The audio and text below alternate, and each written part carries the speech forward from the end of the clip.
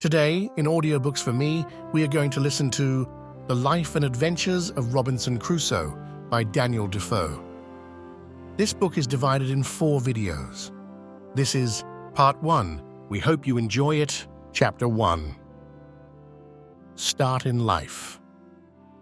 I was born in the year 1632 in the city of York of a good family, though not of that country, my father being a foreigner of Bremen who settled first at Hull.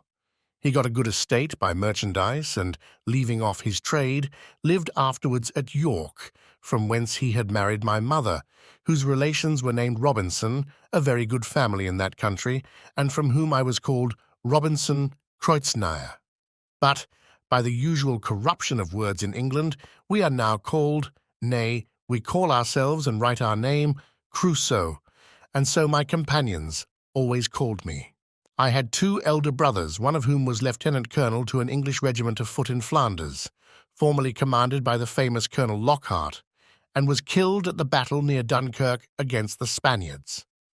What became of my second brother, I never knew, any more than my father or mother knew what became of me. Being the 3rd son of the family and not bred to any trade, my head began to be filled very early with rambling thoughts. My father, who was very ancient, had given me a competent share of learning, as far as house education and a country free school generally go, and designed me for the law, but I would be satisfied with nothing but going to sea, and my inclination to this led me so strongly against the will, nay, the commands of my father, and against all the entreaties and persuasions of my mother and other friends, that there seemed to be something fatal in that propensity of nature, tending directly to the life of misery which was to befall me. My father, a wise and grave man, gave me serious and excellent counsel against what he foresaw was my design. He called me one morning into his chamber, where he was confined by the gout, and expostulated very warmly with me upon this subject. He asked me what reasons, more than a mere wandering inclination, I had for leaving father's house and my native country, where I might be well introduced, and had a prospect of raising my fortune by application and industry, with a life of ease and pleasure. He told me it was men of desperate fortunes on one hand, or of aspiring superior fortunes on the other, who went abroad upon adventures, to rise by enterprise, and make themselves famous in undertakings of a nature out of the common road. That these things were all either too far above me or too far below me. That mine was the middle state, or what might be called the upper station of low life, which he had found, by long experience, was the best state in the world, the most suited to human happiness, not exposed to the miseries and hardships, the labor and sufferings of the mechanic part of mankind, and not embarrassed with the pride, luxury, ambition, and envy of the upper part of mankind.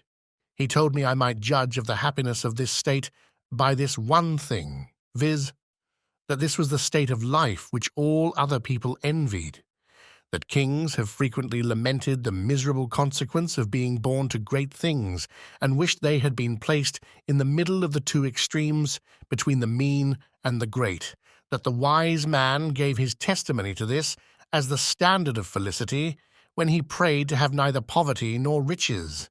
He bade me observe it, and I should always find that the calamities of life were shared among the upper and lower part of mankind, but that the middle station had the fewest disasters, and was not exposed to so many vicissitudes as the higher or lower part of mankind. Nay, they were not subjected to so many distempers and uneasinesses, either of body or mind, as those were who, by vicious living, luxury, and extravagances on the one hand, or by hard labor, want of necessaries, and mean or insufficient diet on the other hand, bring distemper upon themselves by the natural consequences of their way of living.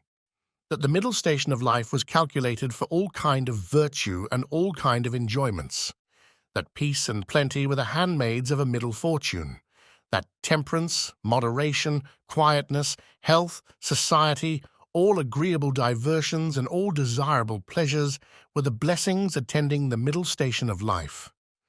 That this way men went silently and smoothly through the world and comfortably out of it, not embarrassed with the labors of the hands or of the head, not sold to a life of slavery for daily bread, nor harassed with perplexed circumstances which rob the soul of peace and the body of rest, nor enraged with the passion of envy or the secret burning lust of ambition for great things, but in easy circumstances, sliding gently through the world and sensibly tasting the sweets of living without the bitter, feeling that they are happy and learning by every day's experience to know it more sensibly.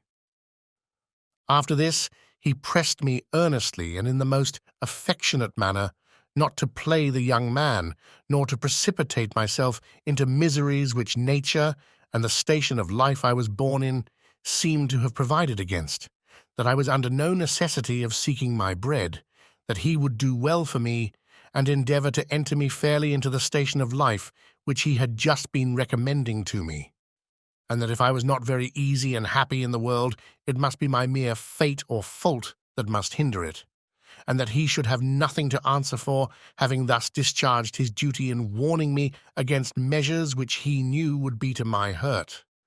In a word, that as he would do very kind things for me if I would stay and settle at home as he directed, so he would not have so much hand in my misfortunes as to give me any encouragement to go away, and to close all, he told me I had my elder brother for an example, to whom he had used the same earnest persuasions to keep him from going into the Low Country wars, but could not prevail, his young desires prompting him to run into the army, where he was killed. And though he said he would not cease to pray for me, yet he would venture to say to me that if I did take this foolish step, God would not bless me, and I should have leisure hereafter to reflect upon having neglected his counsel when there might be none to assist in my recovery. I observed in this last part of his discourse, which was truly prophetic, though I suppose my father did not know it to be so himself, I say I observed the tears run down his face very plentifully, especially when he spoke of my brother who was killed, and that when he spoke of my having leisure to repent, and none to assist me, he was so moved that he broke off the discourse, and told me his heart was so full he could say no more to me. I was sincerely affected with this discourse, and indeed who could be otherwise? And I resolved not to think of going abroad any more, but to settle at home according to my father's desire. But alas, a few days wore it all off, and in short, to prevent any of my father's further importunities, in a few weeks after I resolved to run quite away from him. However, I did not act quite so hastily as the first heat of my resolution prompted, but I took my mother at a time when I thought her a little more pleasant than ordinary, and told her that my thoughts were so entirely bent upon seeing the world that I should never settle to anything with resolution enough to go through with it, and my father had better give me his consent than force me to go without it. That I was now 18 years old, which was too late to go apprentice to a trade or clerk to an attorney. That I was sure if I did I should never serve out my time, but I should certainly run away from my master before my time was out and go to sea. And if she would speak to my father to let me go one voyage abroad, if I came home again and did not like it, I would go no more, and I would promise, by a double diligence, to recover the time that I had lost. This put my mother into a great passion. She told me she knew it would be to no purpose to speak to my father upon any such subject, that he knew too well what was my interest to give his consent to anything so much for my hurt, and that she wondered how I could think of any such thing after the discourse I had had with my father, and such kind and tender expressions as she knew my father had used to me, and that, in short, if I would ruin myself, there was no help for me, but I might depend I should never have their consent to it, that for her part she would not have so much hand in my destruction, and I should never have it to say that my mother was willing when my father was not. Though my mother refused to move it to my father, yet I heard afterwards that she reported all the discourse to him, and that my father, after showing a great concern at it, said to her with a sigh, "That boy might be happy if he would stay at home, but if he goes abroad, he will be the most miserable wretch that ever was born. I can give no consent to it." It was not till almost a year after this that I broke loose, though, in the meantime, I continued obstinately deaf to all proposals of settling to business, and frequently expostulated with my father and mother about their being so positively determined against what they knew my inclinations prompted me to.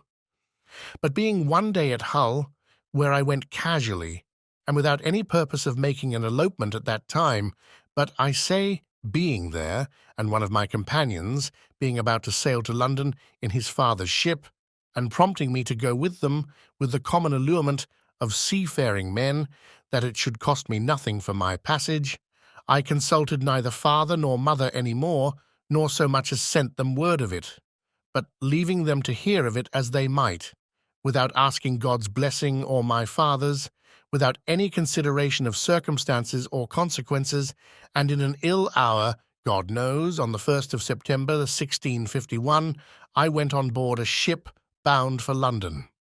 Never any young adventurer's misfortunes, I believe, began sooner or continued longer than mine.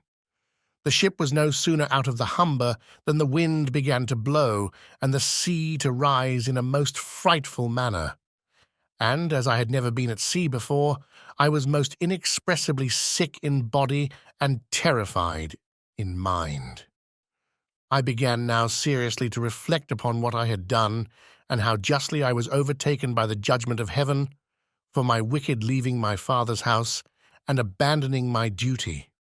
All the good counsels of my parents, my father's tears, and my mother's entreaties came now fresh into my mind, and my conscience, which was not yet come to the pitch of hardness to which it has since, reproached me with the contempt of advice and the breach of my duty to God and my father. All this while the storm increased, and the sea went very high, though nothing like what I have seen many times since, no, nor what I saw a few days after, but it was enough to affect me then, who was but a young sailor and had never known anything of the matter. I expected every wave would have swallowed us up, and that every time the ship fell down, as I thought it did, in the trough or hollow of the sea, we should never rise more. In this agony of mind, I made many vows and resolutions that if it would please God to spare my life in this one voyage, if ever I got once my foot upon dry land again, I would go directly home to my father and never set it into a ship again while I lived, that I would take his advice and never run myself into such miseries as these any more. Now I saw plainly the goodness of his observations about the middle station of life, how easy, how comfortably he had lived all his days, and never had been exposed to tempests at sea or troubles on shore. And I resolved that I would, like a true repenting prodigal, go home to my father. These wise and sober thoughts continued all the while the storm lasted, and indeed some time after. But the next day the wind was abated, and the sea calmer, and I began to be a little inured to it. However, I was very grave for all that day, being also a little sea-sick still. But towards night the weather cleared up, the wind was quite over, and a charming fine evening followed. The sun went down perfectly clear, and rose so the next morning, and having little or no wind, and a smooth sea, the sun shining upon it, the sight was, as I thought, the most delightful that ever I saw. I had slept well in the night, and was now no more seasick, but very cheerful, looking with wonder upon the sea that was so rough and terrible the day before, and could be so calm and so pleasant in so little a time after. And now, lest my good resolutions should continue, my companion, who had enticed me away, comes to me. "Well, Bob," says he, clapping me upon the shoulder, "how do you do after it? I warrant you were frighted, weren't you, last night, when it blew but a capful of wind?" "A capful, do you call it?" said I. 'Twas a terrible storm. A storm, you fool you, replies he. Do you call that a storm? Why, it was nothing at all. Give us but a good ship and sea room, and we think nothing of such a squall of wind as that. But you're but a freshwater sailor, Bob. Come, let us make a bowl of punch, and we'll forget all that. Do you see what charming weather 'tis now? To make short this sad part of my story, we went the way of all sailors. The punch was made, and I was made half drunk with it, and in that one night's wickedness I drowned all my repentance, all my reflections upon my past conduct, all my resolutions for the future. In a word, as the sea was returned to its smoothness of surface and settled calmness by the abatement of that storm, so the hurry of my thoughts being over, my fears and apprehensions of being swallowed up by the sea being forgotten, and the current of my former desires returned, I entirely forgot the vows and promises that I made in my distress. I found, indeed, some intervals of reflection, and the serious thoughts did, as it were, endeavour to return again sometimes. But I shook them off and roused myself from them, as it were from a distemper, and applying myself to drinking and company, soon mastered the return of those fits, for so I called them, and I had in 5 or 6 days got as complete a victory over conscience as any young fellow that resolved not to be troubled with it could desire. But I was to have another trial for it still, and Providence, as in such cases generally it does, resolved to leave me entirely without excuse, for if I would not take this for a deliverance, the next was to be such a one as the worst and most hardened wretch among us would confess both the danger and the mercy of. The 6th day of our being at sea we came into Yarmouth roads. The wind having been contrary and the weather calm, we had made but little way since the storm. Here we were obliged to come to an anchor, and here we lay, the wind continuing contrary, viz. At southwest, for 7 or 8 days, during which time a great many ships from Newcastle came into the same roads, as the common harbour where the ships might wait for a wind for the river. We had not, however, rid here so long, but we should have tided it up the river, but that the wind blew too fresh, and after we had lain 4 or 5 days, blew very hard. However, the roads being reckoned as good as a harbour, the anchorage good, and our ground tackle very strong, our men were unconcerned, and not in the least apprehensive of danger, but spent the time in rest and mirth, after the manner of the sea. But the 8th day, in the morning, the wind increased, and we had all hands at work to strike our topmasts and make everything snug and close, that the ship might ride as easy as possible. By noon the sea went very high indeed, and our ship rode forecastle in, shipped several seas, and we thought once or twice our anchor had come home, upon which our master ordered out the sheet anchor, so that we rode with 2 anchors ahead, and the cables veered out to the bitter end. By this time it blew a terrible storm indeed, and now I began to see terror and amazement in the faces even of the seamen themselves. The master, though vigilant in the business of preserving the ship, yet, as he went in and out of his cabin by me, I could hear him softly to himself say several times, "Lord, be merciful to us. We shall be all lost. We shall be all undone," and the like. During these first hurries I was stupid, lying still in my cabin, which was in the steerage, and cannot describe my temper. I could ill resume the first penitence which I had so apparently trampled upon and hardened myself against. I thought the bitterness of death had been past, and that this would be nothing like the first. But when the master himself came by me, as I said just now, and said we should be all lost, I was dreadfully frighted. I got up out of my cabin and looked out, but such a dismal sight I never saw. The sea ran mountains high and broke upon us every 3 or 4 minutes. When I could look about, I could see nothing but distress round us. 2 ships that rode near us, we found, had cut their masts by the board, being deep laden, and our men cried out that a ship which rode about a mile ahead of us was foundered. 2 more ships, being driven from their anchors, were run out of the roads to sea at all adventures, and that with not a mast standing. The light ships fared the best, as not so much labouring in the sea, but 2 or 3 of them drove, and came close by us, running away with only their spritsail out before the wind. Towards evening, the mate and boatswain begged the master of our ship to let them cut away the foremast, which he was very unwilling to do. But the boatswain protesting to him that if he did not, the ship would founder, he consented.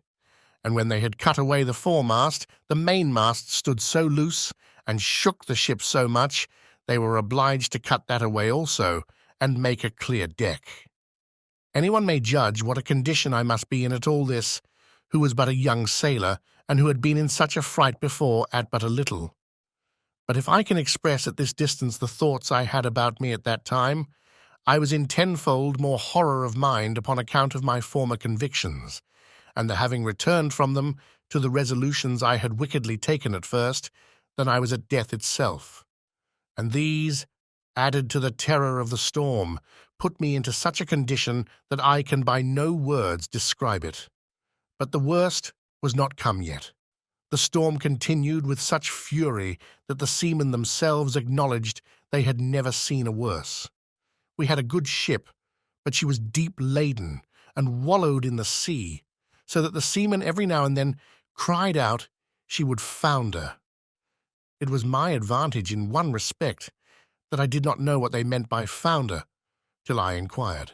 However, the storm was so violent that I saw, what is not often seen, the master, the boatswain, and some others, more sensible than the rest, at their prayers, and expecting every moment when the ship would go to the bottom. In the middle of the night, and under all the rest of our distresses, one of the men that had been down to see cried out we had sprung a leak. Another said there was 4 feet water in the hold. Then all hands were called to the pump.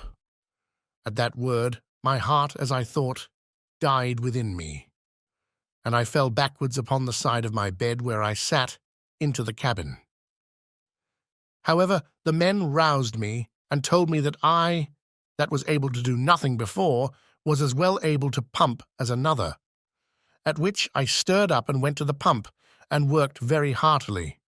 While this was doing, the master, seeing some light colliers, who, not able to ride out the storm, were obliged to slip and run away to sea, and would come near us, ordered to fire a gun as a signal of distress. I, who knew nothing what they meant, thought the ship had broken, or some dreadful thing happened. In a word, I was so surprised that I fell down in a swoon. As this was a time when everybody had his own life to think of, nobody minded me, or what was become of me. But another man stepped up to the pump, and thrusting me aside with his foot, let me lie, thinking I had been dead. And it was a great while before I came to myself.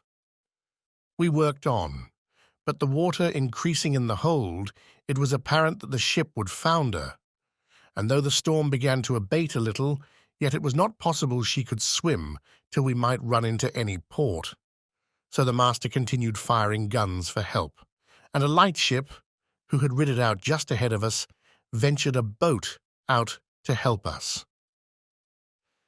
It was with the utmost hazard the boat came near us, but it was impossible for us to get on board or for the boat to lie near the ship's side, till at last, the men rowing very heartily and venturing their lives to save ours, our men cast them a rope over the stern with a buoy to it, and then veered it out a great length, which they, after much labour and hazard, took hold of, and we hauled them close under our stern and got all into their boat.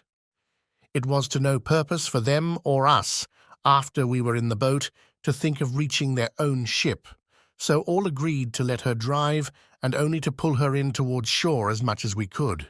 And our master promised them that if the boat was staved upon shore, he would make it good to their master. So partly rowing and partly driving, our boat went away to the northward, sloping towards the shore, almost as far as Winterton Ness. We were not much more than a quarter of an hour out of our ship till we saw her sink, and then I understood for the first time what was meant by a ship foundering in the sea. I must acknowledge I had hardly eyes to look up when the seamen told me she was sinking, for from the moment that they rather put me into the boat than that I might be said to go in, my heart was, as it were, dead within me, partly with fright, partly with horror of mind and the thoughts of what was yet before me. While we were in this condition, the men yet labouring at the oar to bring the boat near the shore, we could see, when our boat mounting the waves, we were able to see the shore, a great many people running along the strand to assist us when we should come near. But we made but slow way towards the shore, nor were we able to reach the shore till, being past the lighthouse at Winterton, the shore falls off to the westward towards Cromer, and so the land broke off a little the violence of the wind. Here we got in, and though not without much difficulty, got all safe on shore, and walked afterwards on foot to Yarmouth, where, as unfortunate men, we were used with great humanity as well by the magistrates of the town, who assigned us good quarters as by particular merchants and owners of ships, and had money given us sufficient to carry us either to London or back to Hull, as we thought fit. Had I now had the sense to have gone back to Hull and have gone home, I had been happy, and my father, as in our blessed Saviour's parable, had even killed the fatted calf for me. For hearing the ship I went away in was cast away in Yarmouth roads, it was a great while before he had any assurances that I was not drowned. But my ill fate pushed me on now with an obstinacy that nothing could resist. And though I had several times loud calls from my reason and my more composed judgment to go home, yet I had no power to do it. I know not what to call this, nor will I urge that it's a secret overruling decree that hurries us on to be the instruments of our own destruction, even though it be before us, and that we rush upon it with our eyes open. Certainly nothing but some such decreed, unavoidable misery, which it was impossible for me to escape, could have pushed me forward against the calm reasonings and persuasions of my most retired thoughts, and against two such visible instructions as I had met with in my first attempt. My comrade, who had helped to harden me before, and who was the master's son, was now less forward than I. The first time he spoke to me after we were at Yarmouth, which was not till 2 or 3 days, for we were separated in the town to several quarters.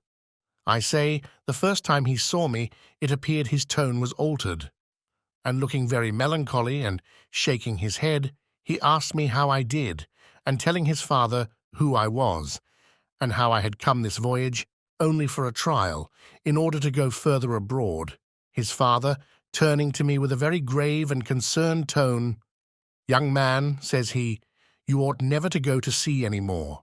You ought to take this for a plain and visible token that you are not to be a seafaring man." "Why, sir," said I, "will you go to sea no more?" "That is another case," said he. "It is my calling, and therefore my duty. But as you made this voyage on trial, you see what a taste heaven has given you of what you are to expect if you persist. Perhaps this has all befallen us on your account, like Jonah in the ship of Tarshish. Pray," continues he, "what are you, and on what account did you go to sea?" Upon that, I told him some of my story, at the end of which he burst out into a strange kind of passion.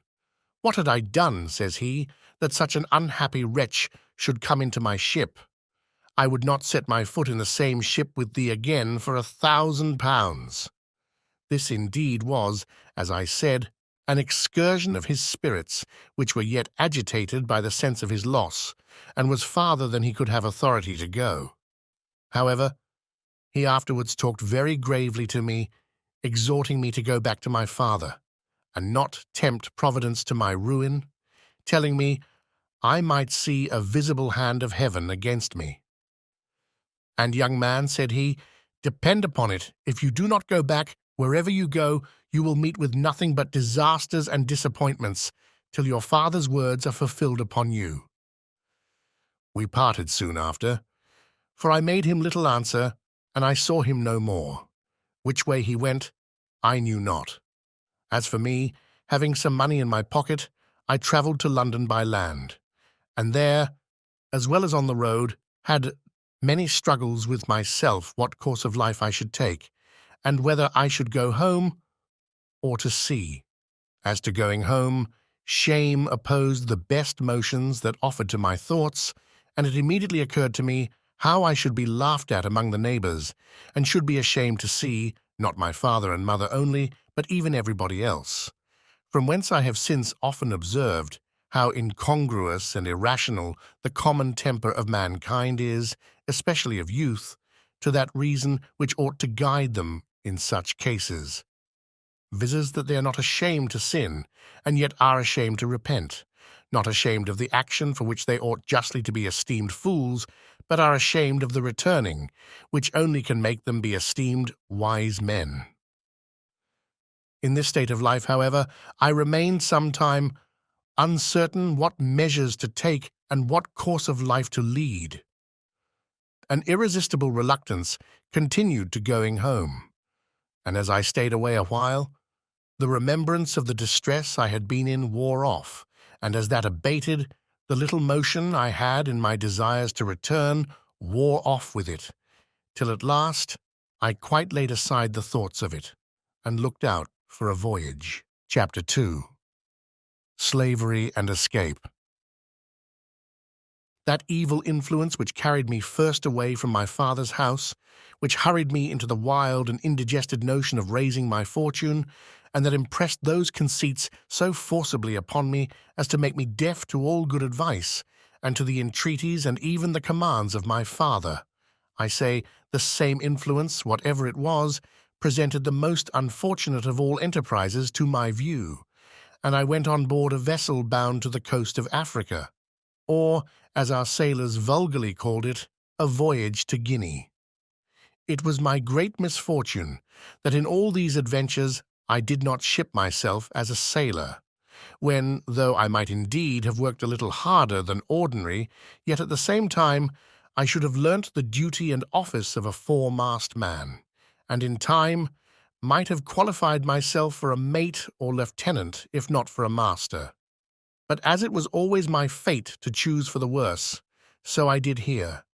For having money in my pocket and good clothes upon my back, I would always go on board in the habit of a gentleman, and so I neither had any business in the ship nor learned to do any. It was my lot first of all to fall into pretty good company in London, which does not always happen to such loose and misguided young fellows as I then was, the devil generally not omitting to lay some snare for them very early. But it was not so with me. I first got acquainted with the master of a ship who had been on the coast of Guinea, and who, having had very good success there, was resolved to go again. This captain, taking a fancy to my conversation, which was not at all disagreeable at that time, hearing me say I had a mind to see the world, told me if I would go the voyage with him, I should be at no expense. I should be his messmate and his companion, and if I could carry anything with me, I should have all the advantage of it that the trade would admit, and perhaps I might meet with some encouragement. I embraced the offer, and entering into a strict friendship with this captain, who was an honest, plain-dealing man, I went the voyage with him and carried a small adventure with me which, by the disinterested honesty of my friend the captain, I increased very considerably, for I carried about £40 in such toys and trifles as the captain directed me to buy. These £40 I had mustered together by the assistance of some of my relations whom I corresponded with, and who I believe got my father, or at least my mother, to contribute so much as that to my first adventure. This was the only voyage which I may say was successful in all my adventures, which I owe to the integrity and honesty of my friend the captain, under whom also I got a competent knowledge of the mathematics and the rules of navigation, learned how to keep an account of the ship's course, take an observation, and, in short, to understand some things that were needful to be understood by a sailor.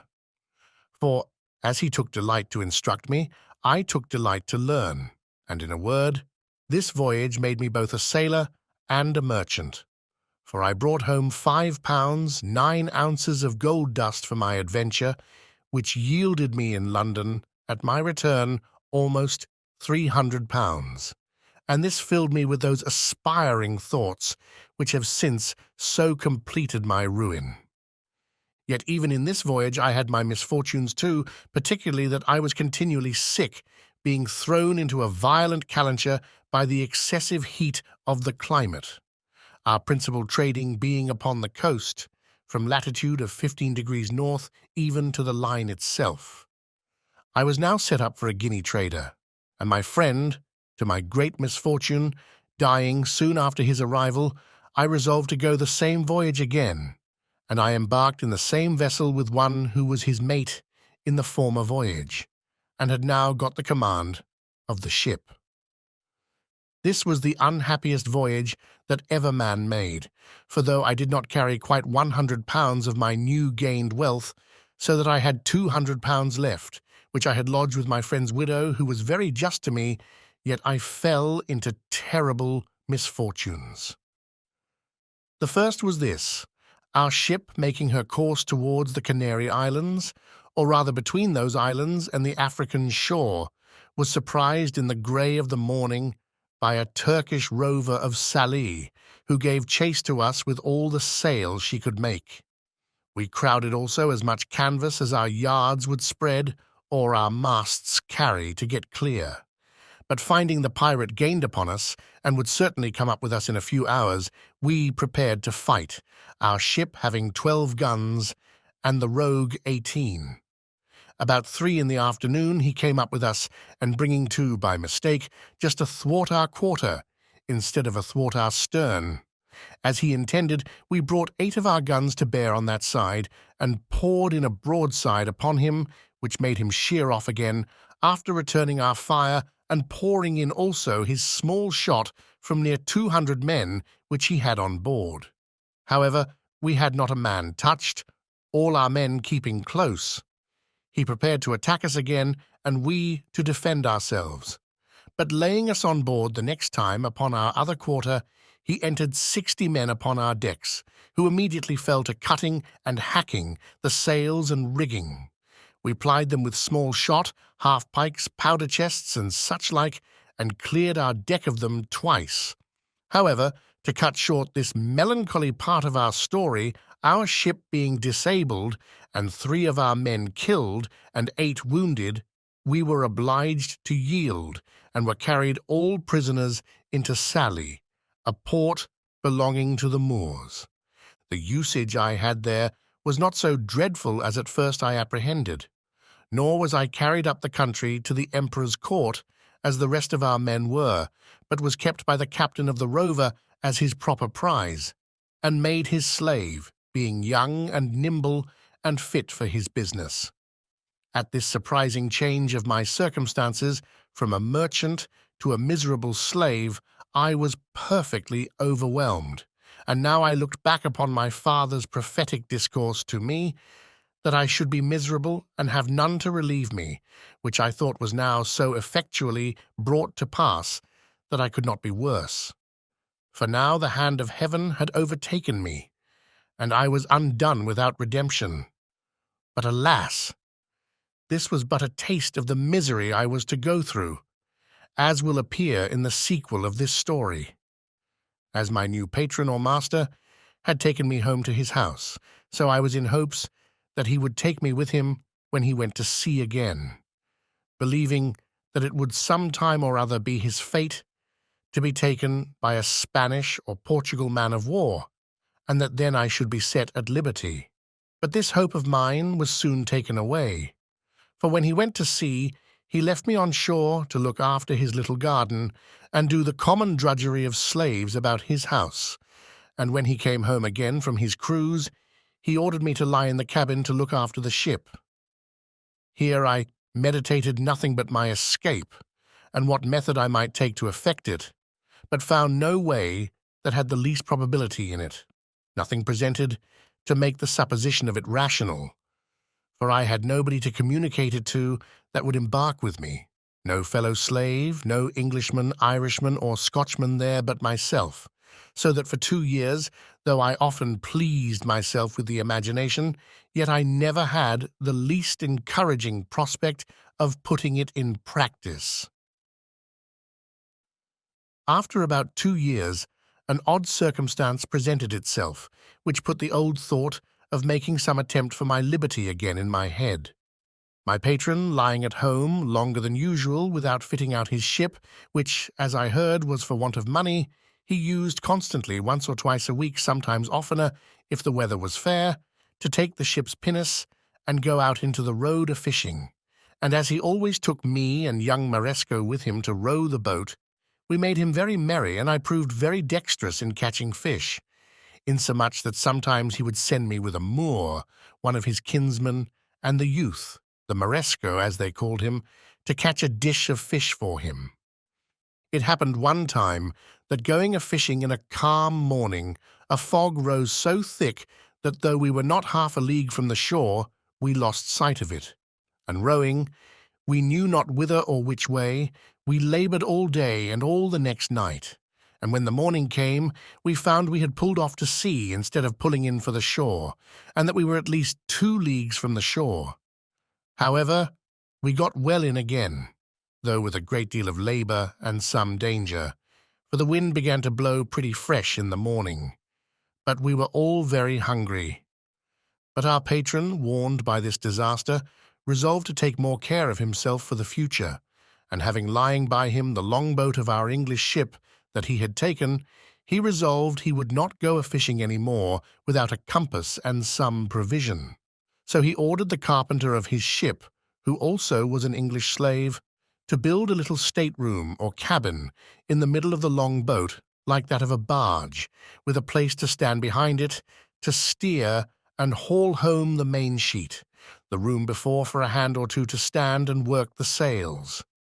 She sailed with what we call a shoulder of mutton sail, and the boom jibed over the top of the cabin, which lay very snug and low, and had in it room for him to lie, with a slave or two, and a table to eat on, with some small lockers to put in some bottles of such liquor as he thought fit to drink, and his bread, rice, and coffee. We went frequently out with this boat a-fishing, and as I was most dexterous to catch fish for him, he never went without me.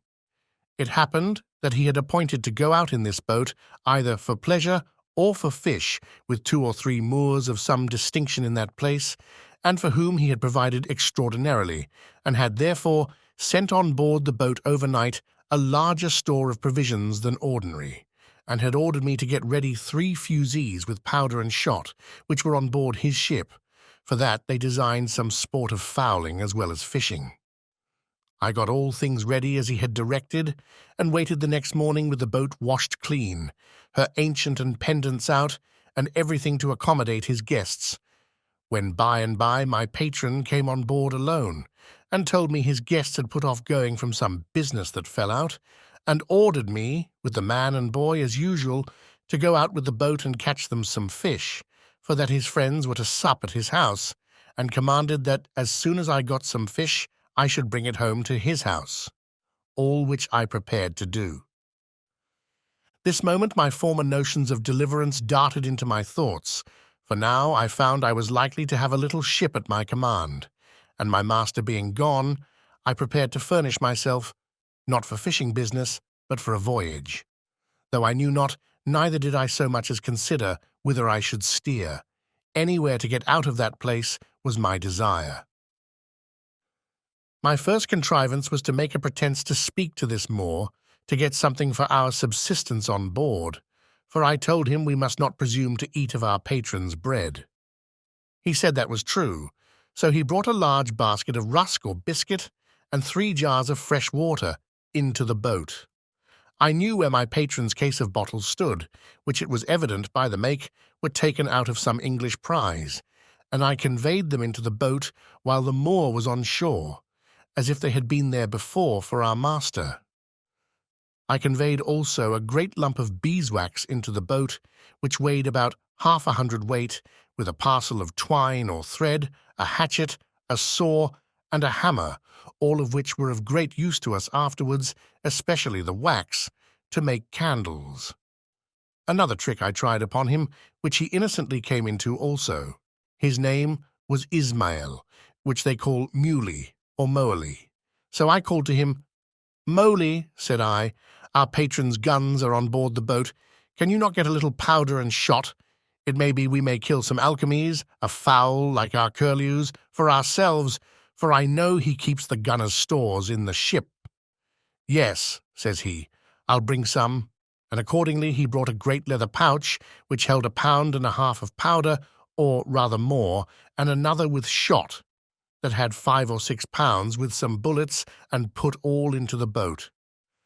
At the same time I had found some powder of my master's in the great cabin, with which I filled one of the large bottles in the case, which was almost empty, pouring what was in it into another, and thus furnished with everything needful, we sailed out of the port to fish.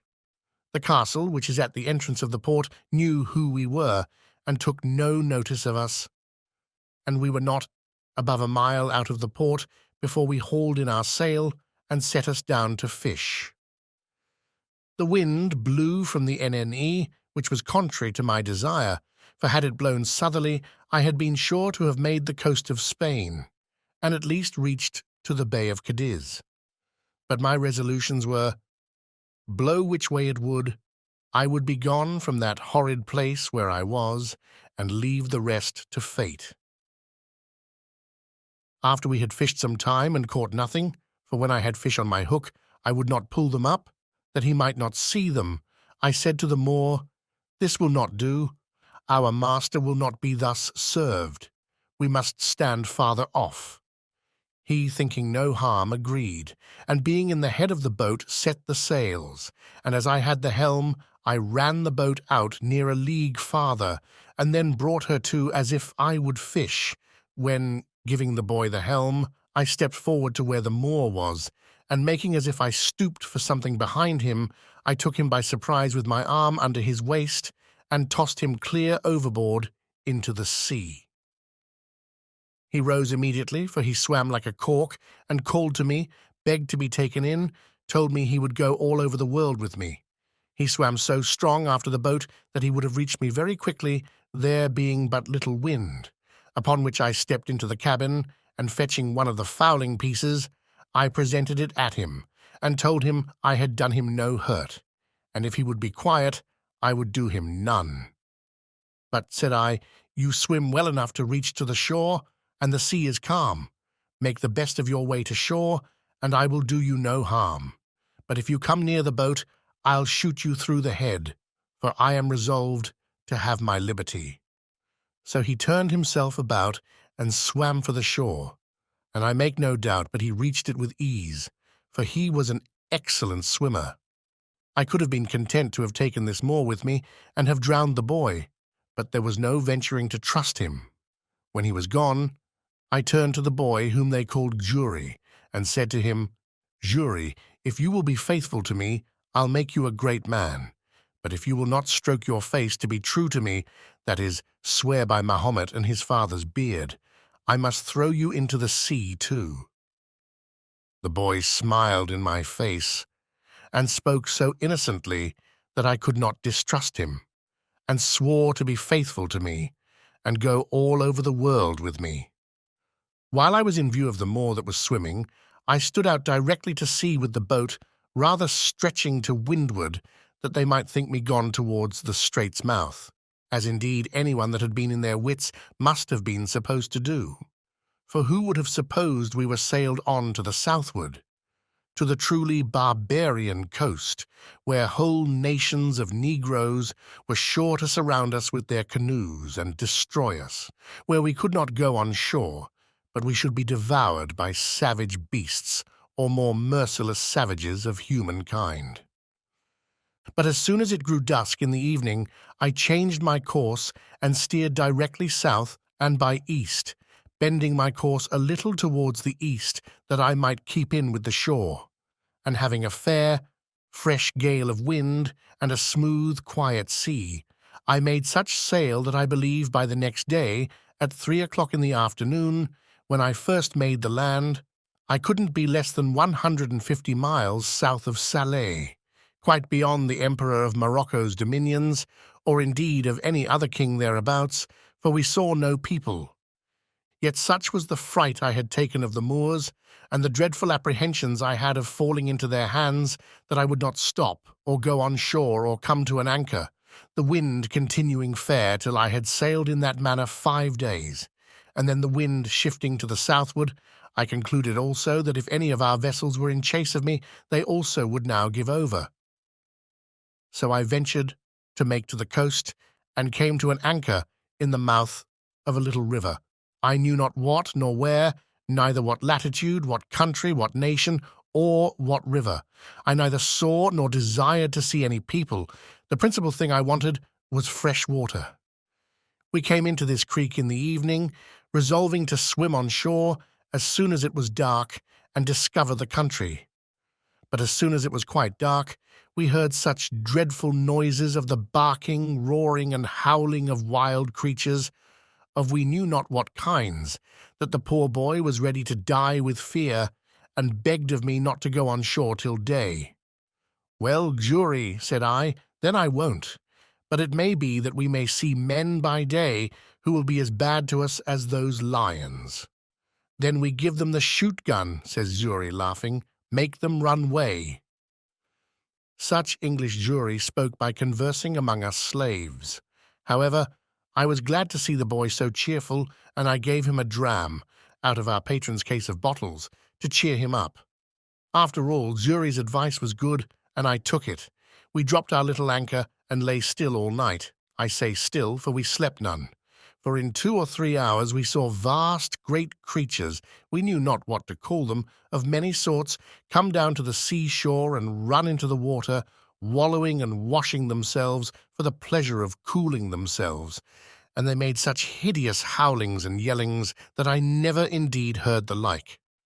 Xury was dreadfully frighted, and indeed so was I too, but we were both more frighted when we heard one of these mighty creatures come swimming towards our boat. We could not see him, but we might hear him by his blowing to be a monstrous, huge, and furious beast. Xury said it was a lion, and it might be so for aught I know, but poor Xury cried to me to weigh the anchor and row away. "No," says I, "Xury, we can slip our cable with the buoy to it and go off to sea. They cannot follow us far."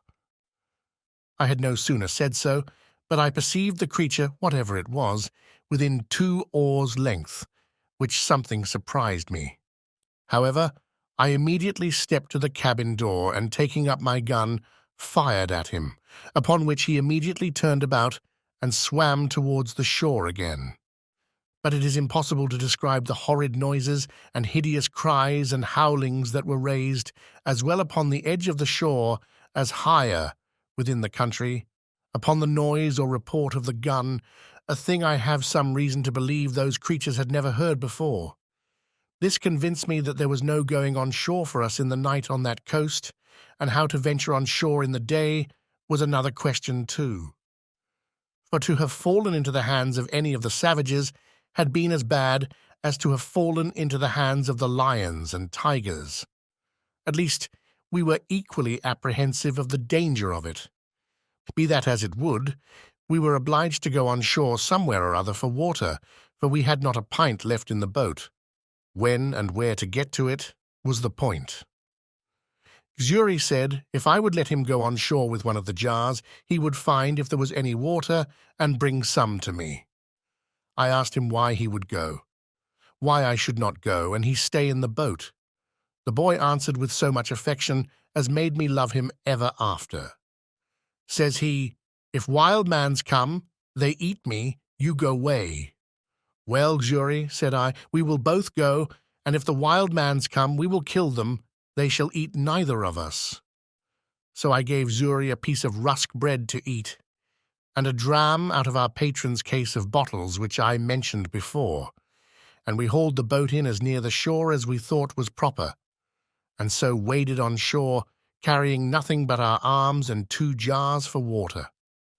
I did not care to go out of sight of the boat, fearing the coming of canoes with savages down the river, but the boy, seeing a low place about a mile up the country, rambled to it, and by I saw him come running towards me. I thought he was pursued by some savage or frighted with some wild beast, and I ran forward towards him to help him, but when I came nearer to him I saw something hanging over his shoulders, which was a creature that he had shot like a hare, but different in colour and longer legs. However, we were very glad of it, and it was very good meat. But the great joy that poor Xury came with was to tell me he had found good water and seen no wild mans. But we found afterwards that we need not take such pains for water, for a little higher up the creek where we were, we found the water fresh when the tide was out, which flowed but a little way up. So we filled our jars and feasted on the hare he had killed, and prepared to go on our way, having seen no footsteps of any human creature in that part of the country. As I had been one voyage to this coast before, I knew very well that the islands of the Canaries and the Cape de Verde Islands also lay not far off from the coast. But as I had no instruments to take an observation to know what latitude we were in, and not exactly knowing, or at least remembering, what latitude they were in, I knew not where to look for them, or when to stand off to sea towards them. Otherwise I might now easily have found some of these islands. But my hope was that if I stood along this coast till I came to that part where the English traded, I should find some of their vessels upon their usual design of trade that would relieve and take us in. By the best of my calculation, that place where I now was must be that country which, lying between the Emperor of Morocco's dominions and the Negroes, lies waste and uninhabited, except by wild beasts, the Negroes having abandoned it and gone farther south for fear of the Moors, and the Moors not thinking it worth inhabiting by reason of its barrenness, and indeed both forsaking it because of the prodigious number of tigers, lions, leopards, and other furious creatures which harbour there, so that the Moors use it for their hunting only, where they go like an army, 2,000 or 3,000 men at a time. And indeed for near 100 miles together upon this coast we saw nothing but a waste, uninhabited country by day, and heard nothing but howlings and roaring of wild beasts by night. Once or twice in the daytime I thought I saw the Pico of Tenerife, being the high top of the mountain Tenerife in the Canaries, and had a great mind to venture out in hopes of reaching thither, but having tried twice, I was forced in again by contrary winds, the sea also going too high for my little vessel. So I resolved to pursue my first design and keep along the shore. Several times I was obliged to land for fresh water after we had left this place, and once in particular, being early in morning, we came to an anchor under a little point of land, which was pretty high. And the tide beginning to flow, we lay still to go farther in.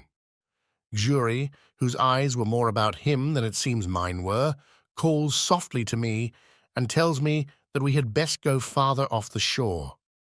For, says he, look, yonder lies a dreadful monster on the side of that hillock, fast asleep.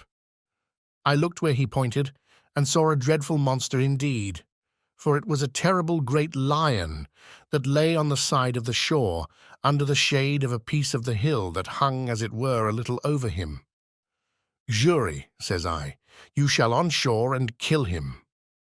Xury looked frighted and said, me kill, he eat me at one mouthful he meant.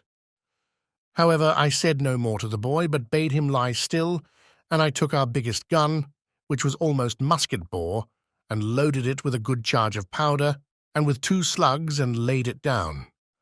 Then I loaded another gun with 2 bullets, and the third, for we had 3 pieces, I loaded with 5 smaller bullets. I took the best aim I could with the first piece to have shot him in the head, but he lay so with his leg raised a little above his nose that the slugs hit his leg about the knee and broke the bone. He started up, growling at first, but finding his leg broken, fell down again, and then got upon 3 legs and gave the most hideous roar that ever I heard. I was a little surprised that I had not hit him on the head. However, I took up the second piece immediately, and though he began to move off, fired again, and shot him in the head, and had the pleasure to see him drop and make but little noise, but lie struggling for life. Then Jury took heart and would have me let him go on shore. "Well, go," said I. So the boy jumped into the water and, taking a little gun in one hand, swam to shore with the other hand, and coming close to the creature, put the muzzle of the piece to his ear and shot him in the head again, which dispatched him quite. This was game indeed to us, but this was no food, and I was very sorry to lose 3 charges of powder and shot upon a creature that was good for nothing to us. However, Xury said he would have some of him, so he comes on board and asked me to give him the hatchet. "For what, Xury?" said I. "Me cut off his head," said he. However, Xury couldn't cut off his head, but he cut off a foot and brought it with him, and it was a monstrous great one. I bethought myself, however, that perhaps the skin of him might, one way or other, be of some value to us, and I resolved to take off his skin if I could. So Xury and I went to work with him. But Xury was much the better workman at it, for I knew very ill how to do it. Indeed, it took us both up the whole day, but at last we got off the hide of him, and spreading it on the top of our cabin, the sun effectually dried it in 2 days' time, and it afterwards served me to lie upon. Chapter 3. Wrecked on a Desert Island. After this stop, we made on to the southward continually for 10 or 12 days, living very sparingly on our provisions, which began to abate very much, and going no oftener to the shore than we were obliged to for fresh water. My design in this was to make the river Gambia or Senegal, that is to say anywhere about the Cap de Verde, where I was in hopes to meet with some European ship, and if I did not, I knew not what course I had to take, but to seek for the islands, or perish there among the Negroes. I knew that all the ships from Europe, which sailed either to the coast of Guinea or to Brazil, or to the East Indies, made this cape or those islands, and in a word I put the whole of my fortune upon this single point, either that I must meet with some ship or must perish. When I had pursued this resolution about 10 days longer, as I have said, I began to see that the land was inhabited, and in 2 or 3 places, as we sailed by, we saw people stand upon the shore to look at us. We could also perceive they were quite black and naked.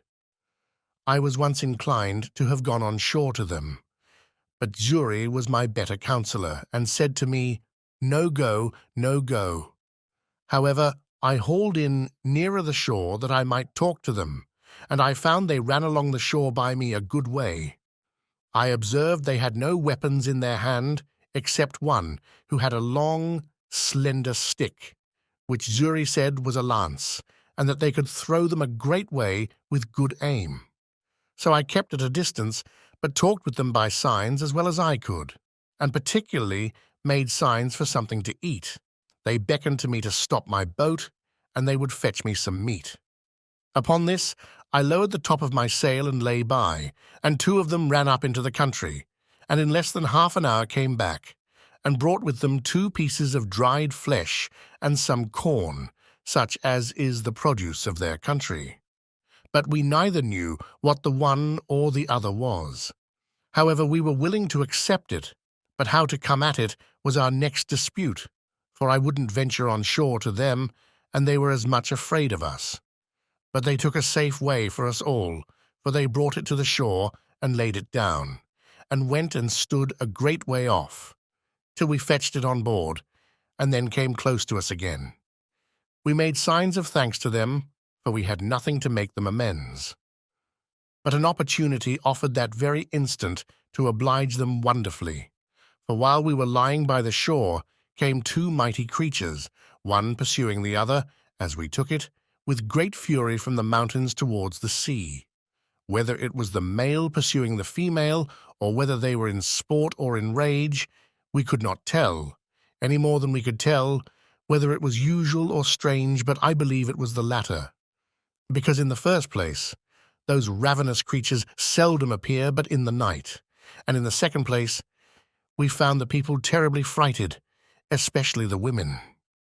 The man that had the lance or dart did not fly from them, but the rest did. However, as the two creatures ran directly into the water, they did not offer to fall upon any of the negroes, but plunged themselves into the sea and swam about, as if they had come for their diversion. At last one of them began to come nearer our boat than at first I expected, but I lay ready for him, for I had loaded my gun with all possible expedition and bade Jury load both the others. As soon as he came fairly within my reach, I fired and shot him directly in the head.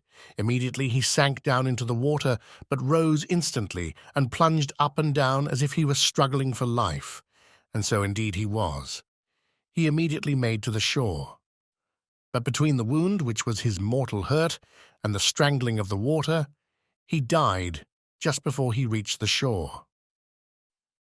It is impossible to express the astonishment of these poor creatures at the noise and fire of my gun.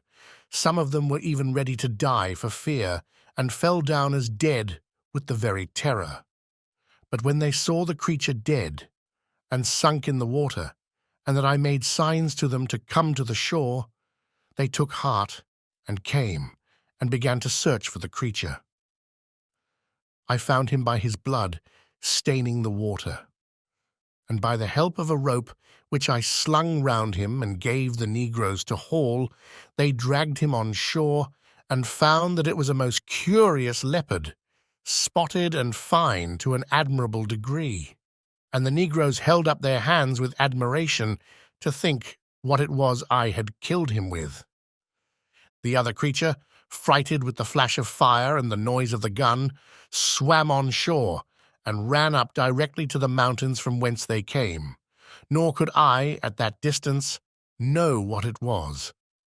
I found quickly the negroes wished to eat the flesh of this creature, so I was willing to have them take it as a favor from me, which, when I made signs to them that they might take him, they were very thankful for. Immediately they fell to work with him, and though they had no knife, yet with a sharpened piece of wood, they took off his skin as readily and much more readily than we could have done with a knife. They offered me some of the flesh, which I declined, pointing out that I would give it them, but made signs for the skin, which they gave me very freely, and brought me a great deal more of their provisions, which, though I did not understand, yet I accepted. I then made signs to them for some water, and held out one of my jars to them, turning it bottom upward, to show that it was empty, and that I wanted to have it filled. They called immediately to some of their friends, and there came 2 women, and brought a great vessel made of earth, and burnt, as I supposed, in the sun. This they set down to me as before, and I sent Jury on shore with my jars, and filled them all 3. The women were as naked as the men. I was now furnished with roots and corn, such as it was, and water, and leaving my friendly negroes, I made forward for about 11 days more, without offering to go near the shore, till I saw the land run out a great length into the sea, at about the distance of 4 or 5 leagues before me, and the sea being very calm, I kept a large offing to make this point. At length, doubling the point at about 2 leagues from the land, I saw plainly land on the other side to seaward. Then I concluded, as it was most certain indeed, that this was the Cap de Verde, and those the islands called from thence Cape de Verde Islands. However, they were at a great distance, and I could not well tell what I had best to do, for if I should be taken with a fresh of wind, I might neither reach one or other. In this dilemma, as I was very pensive, I stepped into the cabin and sat down, Jury having the helm, when, on a sudden, the boy cried out, "Master, master, a ship with a sail!" And the foolish boy was frighted out of his wits, thinking it must needs be some of his master's ships sent to pursue us. But I knew we were far enough out of their reach. I jumped out of the cabin, and immediately saw not only the ship, but that it was a Portuguese ship, and, as I thought, was bound to the coast of Guinea for Negroes. But when I observed the course she steered, I was soon convinced they were bound some other way, and did not design to come any nearer to the shore. Upon which I stretched out to sea as much as I could, resolving to speak with them if possible. With all the sail I could make, I found I should not be able to come in their way, but that they would be gone by before I could make any signal to them. But after I had crowded to the utmost and began to despair, they, it seems, saw by the help of their glasses that it was some European boat, which they supposed must belong to some ship that was lost. So they shortened sail to let me come up. I was encouraged with this, and as I had my patron's ancient on board, I made a waft of it to them for a signal of distress, and fired a gun, both which they saw, for they told me they saw the smoke, though they did not hear the gun. Upon these signals they very kindly brought to and lay by for me, and in about 3 hours' time I came up with them. They asked me what I was in Portuguese and in Spanish and in French, but I understood none of them. But at last a Scotch sailor, who was on board, called to me, and I answered him and told him I was an Englishman, that I had made my escape out of slavery from the Moors at Sallee. They then bade me come on board, and very kindly took me in, and all my goods. It was an inexpressible joy to me, which anyone will believe, that I was thus delivered, as I esteemed it, from such a miserable and almost hopeless condition as I was in, and I immediately offered all I had to the captain of the ship as a return for my deliverance. But he generously told me he would take nothing from me, but that all I had should be delivered safe to me when I came to the Brazils. For, says he, I have saved your life on no other terms than I would be glad to be saved myself, and it may one time or other be my lot to be taken up in the same condition. Besides, said he, when I carry you to the Brazils, so great a way from your own country, if I should take from you what you have, you will be starved there, and then I only take away that life I have given. No, no, says he, Señor Inglese, Mr. Englishman, I will carry you thither in charity, and those things will help to buy your subsistence there, and your passage home again. As he was charitable in this proposal, so he was just in the performance to a tittle, for he ordered the seamen that none should touch anything that I had. Then he took everything into his own possession, and gave me back an exact inventory of them, that I might have them, even to my 3 earthen jars. As to my boat, it was a very good one, and that he saw and told me he would buy it of me for his ship's use, and asked me what I would have for it. I told him he had been so generous to me in everything that I could not offer to make any price of the boat, but left it entirely to him, upon which he told me he would give me a note of hand to pay me 80 pieces of 8 for it at Brazil, and when it came there, if anyone offered to give more, he would make it up. He offered me also 60 pieces of 8 more for my boy Jury, which I was loth to take. Not that I was unwilling to let the captain have him, but I was very loth to sell the poor boy's liberty, who had assisted me so faithfully in procuring my own. However, when I let him know my reason, he owned it to be just, and offered me this medium, that he would give the boy an obligation to set him free in 10 years, if he turned Christian. Upon this, and Jury saying he was willing to go to him, I let the captain have him.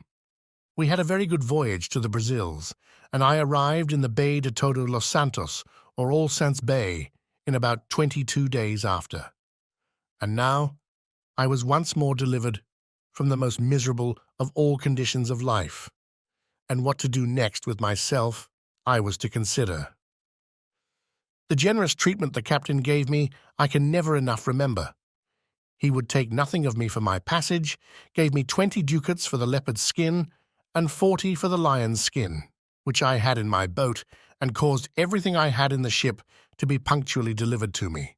And what I was willing to sell he bought of me, such as the case of bottles, 2 of my guns, and a piece of the lump of beeswax, for I had made candles of the rest. In a word, I made about 220 pieces of 8 of all my cargo, and with this stock I went on shore in the Brazils. I had not been long here before I was recommended to the house of a good honest man like himself, who had an ingenio, as they call it, that is, a plantation and a sugar house. I lived with him some time, and acquainted myself by that means with the manner of planting and making of sugar, and seeing how well the planters lived, and how they got rich suddenly, I resolved, if I could get a license to settle there, I would turn planter among them, resolving in the meantime to find out some way to get my money, which I had left in London, remitted to me. To this purpose, getting a kind of letter of naturalization, I purchased as much land that was uncured as my money would reach, and formed a plan for my plantation and settlement, such a one as might be suitable to the stock which I proposed to myself to receive from England. I had a neighbour, a Portuguese of Lisbon, but born of English parents, whose name was Wells, and in much such circumstances as I was. I call him my neighbour because his plantation lay next to mine, and we went on very sociably together. My stock was but low, as well as his, and we rather planted for food than anything else, for about 2 years. However, we began to increase, and our land began to come into order, so that the 3rd year we planted some tobacco, and made each of us a large piece of ground, ready for planting canes in the year to come. But we both wanted help, and now I found, more than before, I had done wrong in parting with my boy Jury. But alas, for me to do wrong that never did right was no great wonder. I had no remedy but to go on. I had got into an employment quite remote to my genius, and directly contrary to the life I delighted in, and for which I forsook my father's house and broke through all his good advice. Nay, I was coming into the very middle station, or upper degree of low life, which my father advised me to before, and which if I resolved to go on with, I might as well have stayed at home, and never have fatigued myself in the world as I had done. And I used often to say to myself, I could have done this as well in England among my friends, as have gone 5,000 miles off to do it among strangers and savages, in a wilderness, and at such a distance as never to hear from any part of the world that had the least knowledge of me. In this manner I used to look upon my condition with the utmost regret. I had nobody to converse with but now and then this neighbour, no work to be done but by the labour of my hands, and I used to say, I lived just like a man cast away upon some desolate island that had nobody there but himself. But how just has it been, and how should all men reflect that when they compare their present conditions with others that are worse, heaven may oblige them to make the exchange and be convinced of their former felicity by their experience. I say, how just has it been, that the truly solitary life I reflected on, in an island of mere desolation, should be my lot, who had so often unjustly compared it with the life which I then led, in which, had I continued, I had in all probability been exceeding prosperous and rich. I was in some degree settled in my measures for carrying on the plantation before my kind friend, the captain of the ship that took me up at sea, went back, for the ship remained there in providing his lading and preparing for his voyage nearly 3 months, when telling him what little stock I had left behind me in London, he gave me this friendly and sincere advice. Señor Inglés, says he, for so he always called me, if you will give me letters and a procuration in form to me, with orders to the person who has your money in London to send your effects to Lisbon, to such persons as I shall direct, and in such goods as are proper for this country, I will bring you the produce of them, God willing, at my return. But since human affairs are all subject to changes and disasters, I would have you give orders, but for £100 sterling, which you say is half your stock, and let the hazard be run for the first, so that, if it comes safe, you may order the rest the same way, and, if it miscarry, you may have the other half to have recourse to for your supply. This was so wholesome advice, and looked so friendly, that I could not but be convinced it was the best course I could take. So I accordingly prepared letters to the gentlewoman with whom I had left my money, and a procuration to the Portuguese captain as he desired. I wrote the English captain's widow a full account of all my adventures, my slavery, escape, and how I had met with the Portuguese captain at sea, the humanity of his behaviour, and what condition I was now in, with all other necessary directions for my supply.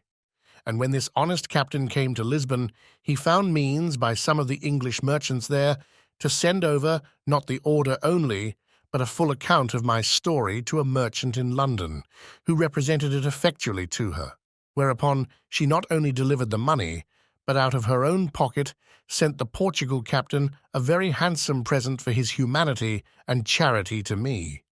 The merchant in London, vesting this £100 in English goods, such as the captain had written for, sent them directly to him at Lisbon, and he brought them all safe to me to the Brazils, among which, without my direction, for I was too young in my business to think of them, he had taken care to have all sorts of tools, ironwork, and utensils necessary for my plantation, and which were of great use to me.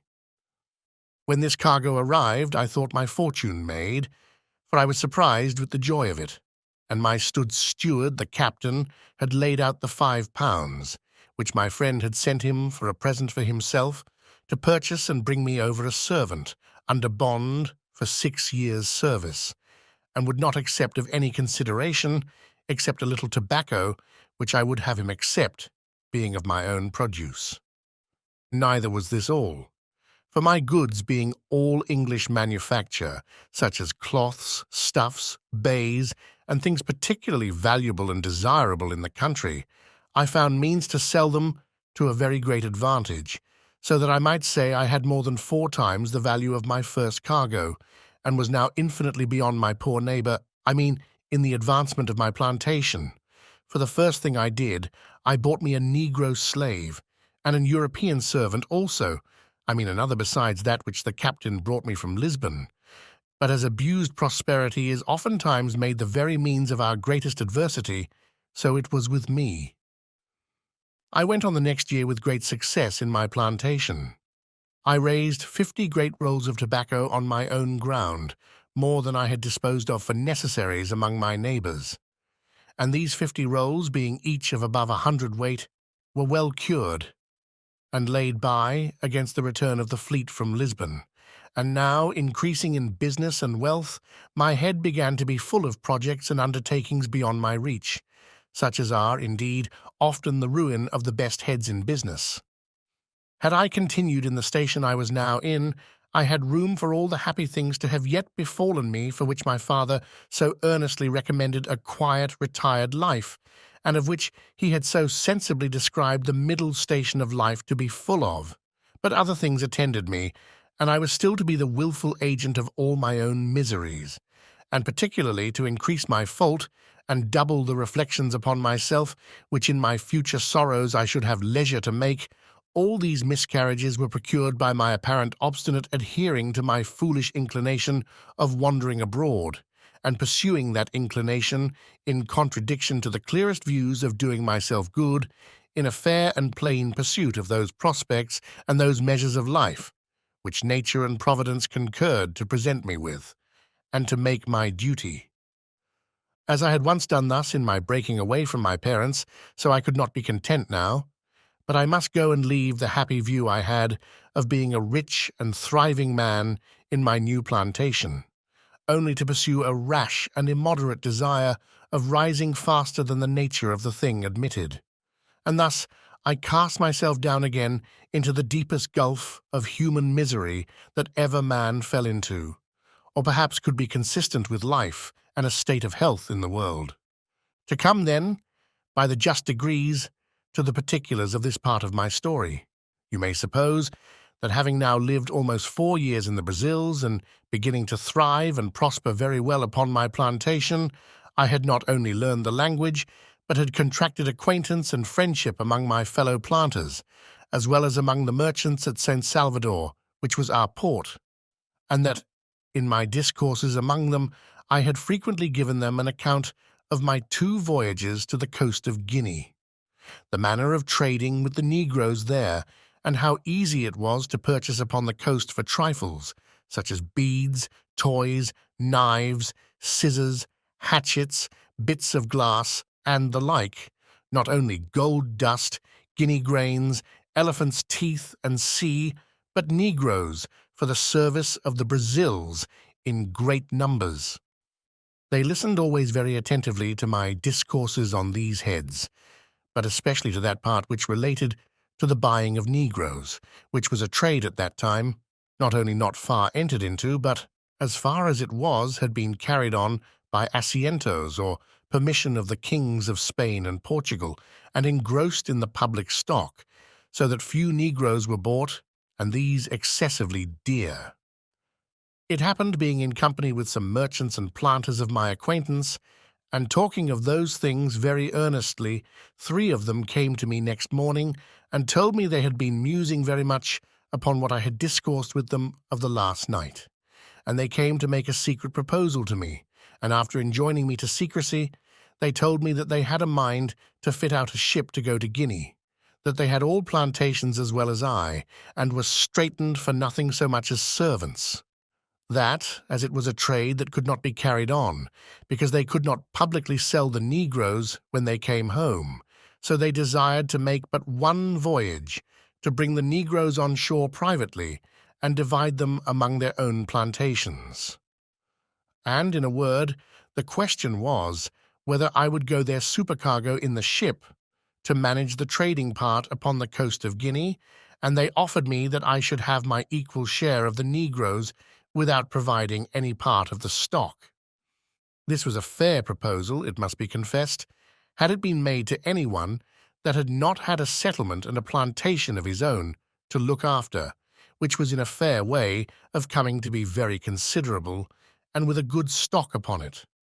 But for me that was thus entered and established, and had nothing to do but to go on as I had begun, for 3 or 4 years more, and to have sent for the other £100 from England, and who in that time and with that little addition could scarce have failed of being worth 3 or 4,000 pounds sterling, and that increasing too.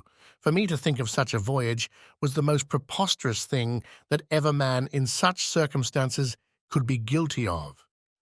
But I, that was born to be my own destroyer, could no more resist the offer than I could restrain my first rambling designs when my father's good counsel was lost upon me.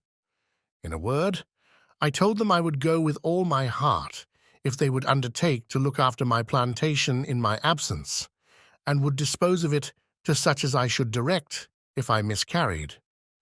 This they all engaged to do, and entered into writings or covenants to do so, and I made a formal will disposing of my plantation and effects in case of my death, making the captain of the ship that had saved my life, as before, my universal heir, but obliging him to dispose of my effects as I had directed in my will, 1/2 of the produce being to himself and the other to be shipped to England. In short, I took all possible caution to preserve my effects and to keep up my plantation. Had I used half as much prudence to have looked into my own interest, and have made a judgment of what I ought to have done, and not to have done, I had certainly never gone away from so prosperous an undertaking, leaving all the probable views of a thriving circumstance, and gone upon a voyage to sea, attended with all its common hazards, to say nothing of the reasons I had to expect particular misfortunes to myself. But I was hurried on, and obeyed blindly the dictates of my fancy rather than my reason, and accordingly, the ship being fitted out, and the cargo furnished, and all things done, as by agreement, by my partners in the voyage, I went on board in an evil hour, the 1st of September 1659, being the same day 8 years that I went from my father and mother at Hull, in order to act the rebel to their authority, and the fool to my own interests. Our ship was about 120 tons burden, carried 6 guns and 14 men, besides the master, his boy, and myself. We had on board no large cargo of goods except of such toys as were fit for our trade with the negroes, such as beads, bits of glass, shells, and other trifles, especially little looking-glasses, knives, scissors, hatchets, and the like.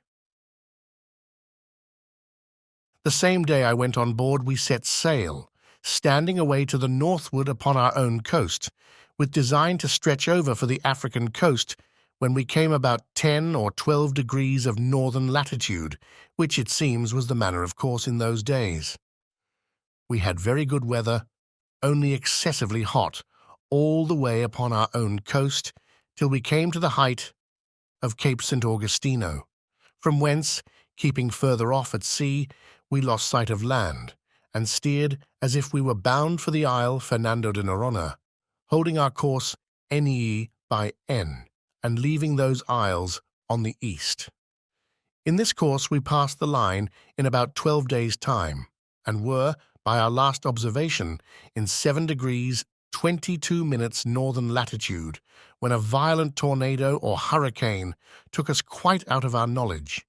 It began from the southeast, came about to the northwest, and then settled in the northeast, from whence it blew in such a terrible manner that for 12 days together we could do nothing but drive, and scudding away before it, let it carry us whither fate and the fury of the winds directed. And during these 12 days I need not say that I expected every day to be swallowed up, nor indeed did any in the ship expect to save their lives. In this distress we had, besides the terror of the storm, one of our men die of the calenture, and one man and the boy washed overboard.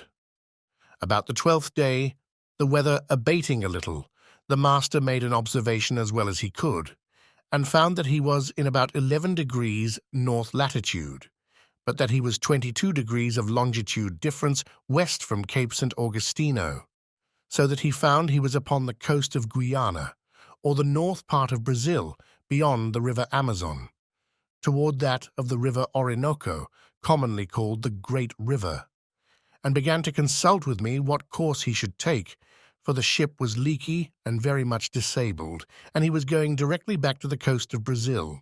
I was positively against that, and looking over the charts of the sea-coast of America with him, we concluded there was no inhabited country for us to have recourse to till we came within the circle of the Caribbee Islands, and therefore resolved to stand away for Barbadoes, which, by keeping off at sea, to avoid the indraft of the Bay or Gulf of Mexico, we might easily perform, as we hoped, in about 15 days' sail, whereas we could not possibly make our voyage to the coast of Africa without some assistance both to our ship and to ourselves. With this design we changed our course and steered away NW by W in order to reach some of our English islands, where I hoped for relief. But our voyage was otherwise determined, for being in the latitude of 12 degrees 18 minutes, a second storm came upon us which carried us away with the same impetuosity westward, and drove us so out of the way of all human commerce that, had all our lives been saved as to the sea, we were rather in danger of being devoured by savages than ever returning to our own country. In this distress, the wind still blowing very hard, one of our men early in the morning cried out, "Land!" And we had no sooner run out of the cabin to look out, in hopes of seeing whereabouts in the world we were, than the ship struck upon a sand, and in a moment her motion being so stopped, the sea broke over her in such a manner that we expected we should all have perished immediately, and we were immediately driven into our close quarters to shelter us from the very foam and spray of the sea. It is not easy for anyone who has not been in the like condition to describe or conceive the consternation of men in such circumstances. We knew nothing where we were, or upon what land it was we were driven, whether an island or the main, whether inhabited or not inhabited. As the rage of the wind was still great, though rather less than at first, we could not so much as hope to have the ship hold many minutes without breaking into pieces, unless the winds, by a kind of miracle, should turn immediately about. In a word, We sat looking upon one another and expecting death every moment, and every man accordingly preparing for another world. For there was little or nothing more for us to do in this. That which was our present comfort, and all the comfort we had, was that, contrary to our expectation, the ship did not break yet, and that the master said the wind began to abate. Now, though we thought that the wind did a little abate, yet the ship, having thus struck upon the sand, and sticking too fast for us to expect her getting off, we were in a dreadful condition indeed, and had nothing to do but to think of saving our lives as well as we could. We had a boat at our stern just before the storm, but she was first staved by dashing against the ship's rudder, and in the next place she broke away, and either sunk or was driven off to sea, so there was no hope from her. We had another boat on board, but how to get her off into the sea was a doubtful thing. However, there was no time to debate, for we fancied that the ship would break in pieces every minute, and some told us she was actually broken already. In this distress, the mate of our vessel laid hold of the boat, and with the help of the rest of the men, got her slung over the ship's side, and getting all into her, let go, and committed ourselves, being 11 in number, to God's mercy and the wild sea. For though the storm was abated considerably, yet the sea ran dreadfully high upon the shore, and might be well called den wild zee, as the Dutch call the sea in a storm. And now our case was very dismal indeed, for we all saw plainly that the sea went so high that the boat could not live, and that we should be inevitably drowned. As to making sail, we had none, nor if we had, could we have done anything with it. So we worked at the oar towards the land, though with heavy hearts, like men going to execution. For we all knew that when the boat came near the shore, she would be dashed in 1,000 pieces by the breach of the sea. However, we committed our souls to God in the most earnest manner, and the wind driving us towards the shore, we hastened our destruction with our own hands, pulling as well as we could towards land. What the shore was, whether rock or sand, whether steep or shoal, we knew not. The only hope that could rationally give us the least shadow of expectation was, if we might find some bay or gulf, or the mouth of some river, where by great chance we might have run our boat in, or got under the lee of the land, and perhaps made smooth water. But there was nothing like this appeared, but as we made nearer and nearer the shore, the land looked more frightful than the sea. After we had rowed, or rather driven about 1.5 leagues, as we reckoned it, a raging wave, mountain-like, came rolling astern of us, and plainly bade us expect the coup de grace. It took us with such a fury that it overset the boat at once, and separating us as well from the boat as from one another, gave us no time to say, "O God," for we were all swallowed up in a moment. Nothing can describe the confusion of thought which I felt when I sank into the water, for though I swam very well, yet I could not deliver myself from the waves so as to draw breath, till that wave, having driven me, or rather carried me, a vast way on towards the shore, and having spent itself, went back, and left me upon the land almost dry, but half dead with the water I took in. I had so much presence of mind, as well as breath left, that seeing myself nearer the mainland than I expected, I got upon my feet, and endeavoured to make on towards the land as fast as I could, before another wave should return and take me up again. But I soon found it was impossible to avoid it, for I saw the sea come after me as high as a great hill, and as furious as an enemy, which I had no means or strength to contend with.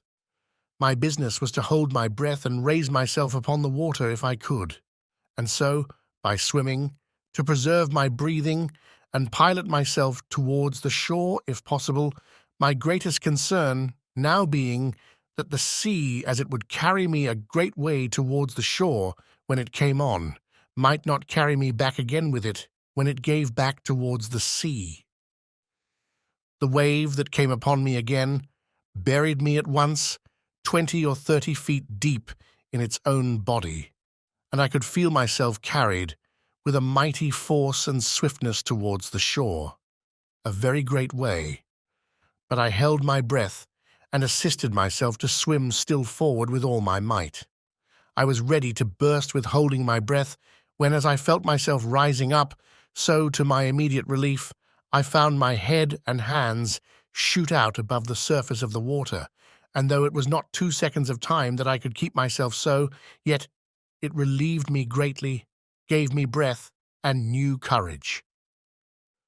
I was covered again with water a good while, but not so long, but I held it out, and finding the water had spent itself and began to return, I struck forward against the return of the waves and felt ground again with my feet. I stood still a few moments to recover breath until the waters went from me, and then took to my heels and ran with what strength I had further towards the shore. But neither would this deliver me from the fury of the sea, which came pouring in after me again. And twice more I was lifted up by the waves and carried forward as before, the shore being very flat. The last time of these two had well nigh been fatal to me, for the sea, having hurried me along as before, landed me, or rather dashed me, against a piece of rock, and that with such force that it left me senseless and indeed helpless as to my own deliverance.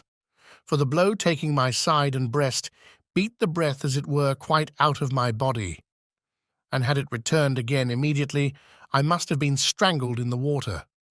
But I recovered a little before the return of the waves, and seeing I should be covered again with the water, I resolved to hold fast by a piece of the rock, and so to hold my breath, if possible, till the wave went back. Now, as the waves were not so high as at first, being nearer land, I held my hold till the wave abated, and then fetched another run, which brought me so near the shore that the next wave, though it went over me, yet did not so swallow me up as to carry me away. And the next run I took, I got to the mainland, where, to my great comfort, I clambered up the cliffs of the shore and sat me down upon the grass, free from danger and quite out of the reach of the water. I was now landed and safe on shore, and began to look up and thank God that my life was saved, in a case wherein there was some minutes before scarce any room to hope. I believe it is impossible to express to the life what the ecstasies and transports of the soul are when it is so saved, as I may say, out of the very grave. And I do not wonder now at the custom when a malefactor who has the halter about his neck is tied up and just going to be turned off and has a reprieve brought to him. I say I do not wonder that they bring a surgeon with it to let him blood that very moment they tell him of it, that the surprise may not drive the animal spirits from the heart and overwhelm him. For sudden joys, like griefs, confound at first. I walked about on the shore, lifting up my hands, and my whole being, as I may say, wrapped up in a contemplation of my deliverance, making 1,000 gestures and motions which I cannot describe, reflecting upon all my comrades that were drowned, and that there should not be one soul saved but myself. For, as for them, I never saw them afterwards, or any sign of them except 3 of their hats, 1 cap, and 2 shoes that were not fellows. I cast my eye to the stranded vessel, when, the breach and froth of the sea being so big I could hardly see it, it lay so far off, and considered, Lord, how was it possible I could get on shore? After I had solaced my mind with the comfortable part of my condition, I began to look round me, to see what kind of place I was in, and what was next to be done. And I soon found my comforts abate, and that, in a word, I had a dreadful deliverance. For I was wet, had no clothes to shift me, nor anything either to eat or drink to comfort me. Neither did I see any prospect before me, but that of perishing with hunger or being devoured by wild beasts. And that which was particularly afflicting to me was, that I had no weapon either to hunt and kill any creature for my sustenance, or to defend myself against any other creature that might desire to kill me for theirs. In a word, I had nothing about me but a knife, a tobacco pipe, and a little tobacco in a box. This was all my provisions, and this threw me into such terrible agonies of mind that for a while I ran about like a madman. Night coming upon me, I began with a heavy heart to consider what would be my lot if there were any ravenous beasts in that country, as at night they always come abroad for their prey. All the remedy that offered to my thoughts at that time was to get up into a thick, bushy tree like a fir, but thorny, which grew near me, and where I resolved to sit all night and consider the next day what death I should die, for as yet I saw no prospect of life.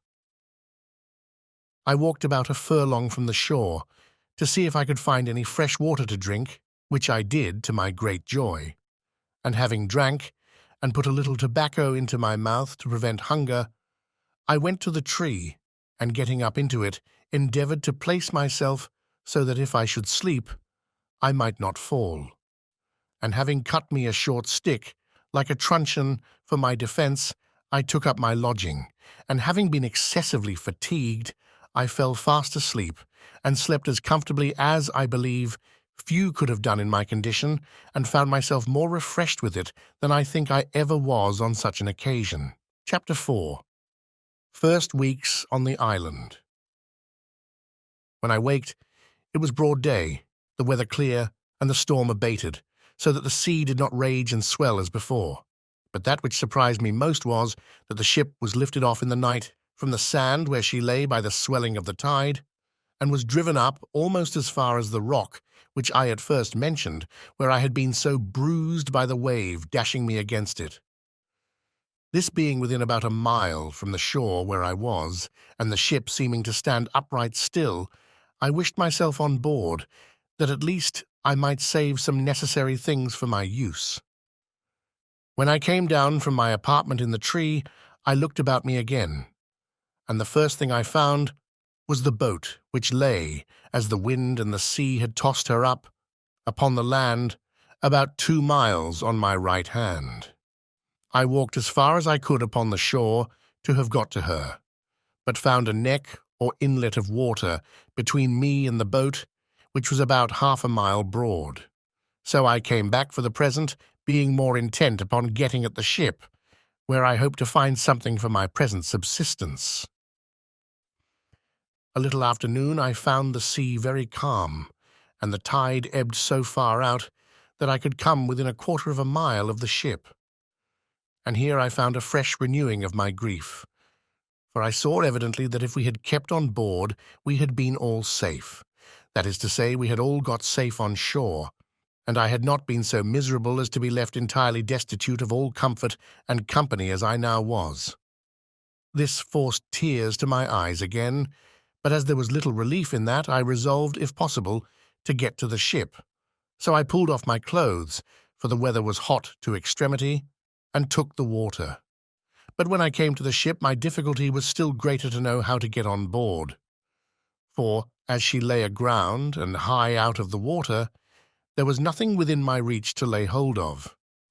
I swam round her twice, and the second time I spied a small piece of rope, which I wondered I did not see at first, hung down by the forechain so low as that with great difficulty I got hold of it, and by the help of that rope I got up into the forecastle of the ship. Here I found that the ship was bulged, and had a great deal of water in her hold, but that she lay so on the side of a bank of hard sand, or rather earth, that her stern lay lifted up upon the bank, and her head low, almost to the water. By this means all her quarter was free, and all that was in that part was dry, for you may be sure my first work was to search and to see what was spoiled and what was free.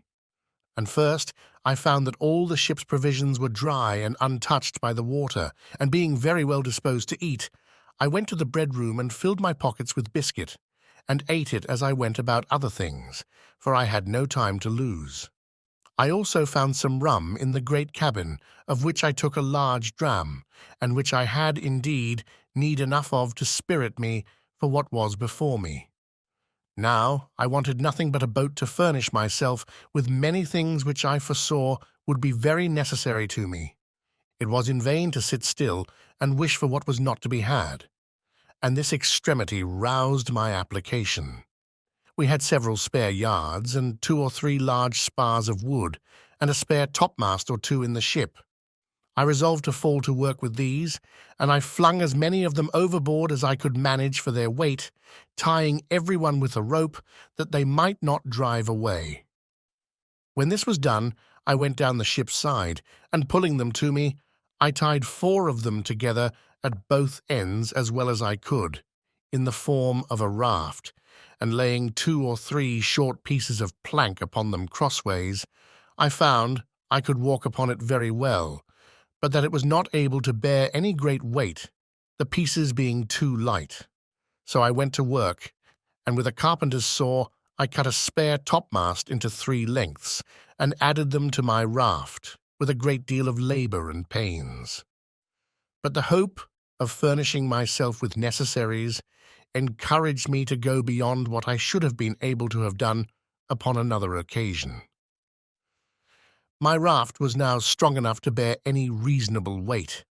My next care was what to load it with and how to preserve what I laid upon it from the surf of the sea, but I was not long considering this. I first laid all the planks or boards upon it that I could get, and having considered well what I most wanted, I got 3 of the seamen's chests, which I had broken open and emptied and lowered them down upon my raft.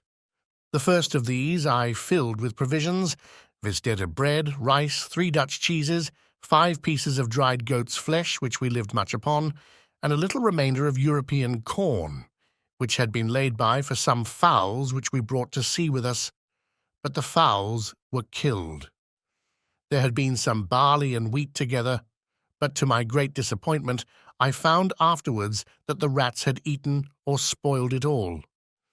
As for liquors, I found several cases of bottles belonging to our skipper in which were some cordial waters, and in all about 5 or 6 gallons of rack.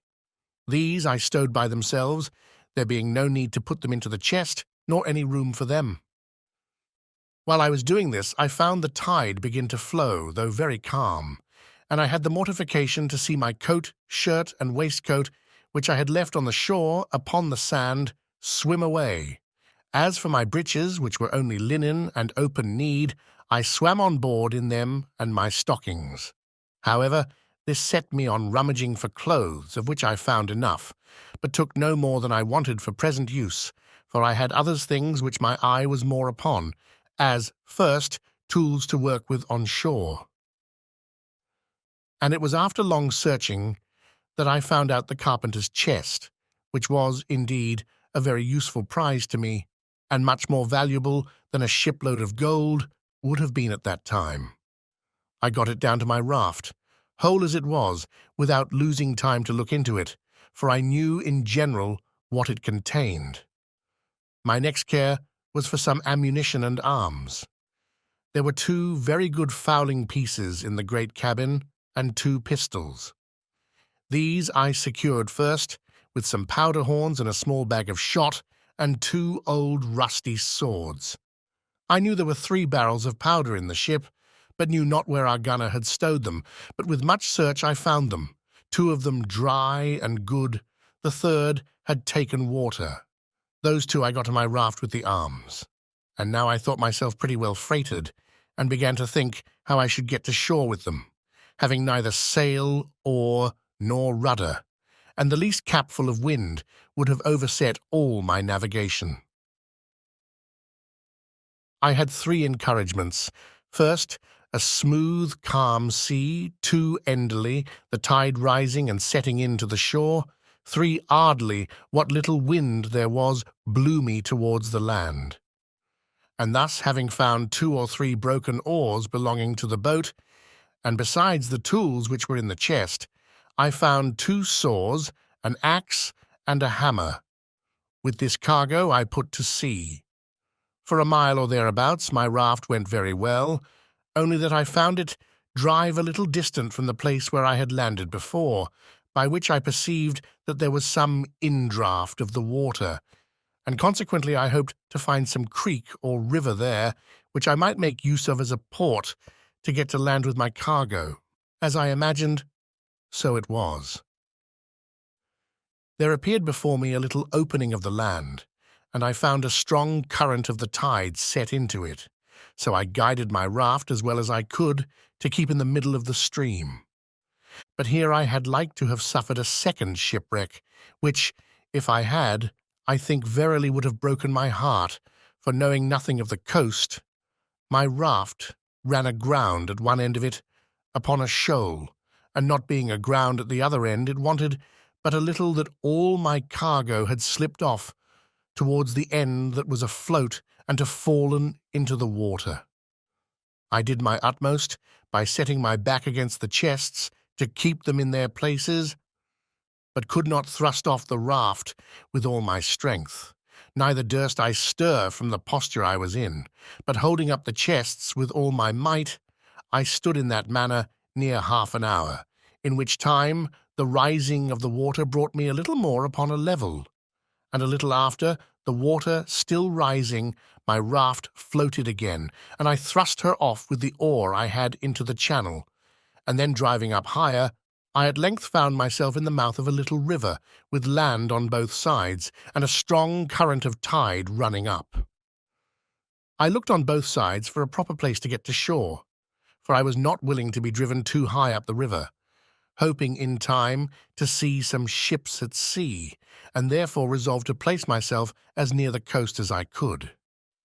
At length I spied a little cove on the right shore of the creek, to which with great pain and difficulty I guided my raft, and at last got so near that, reaching ground with my oar, I could thrust her directly in. But here I had like to have dipped all my cargo into the sea again, for that shore lying pretty steep, that is to say sloping, there was no place to land, but where one end of my float, if it ran on shore, would lie so high, and the other sink lower as before, that it would endanger my cargo again.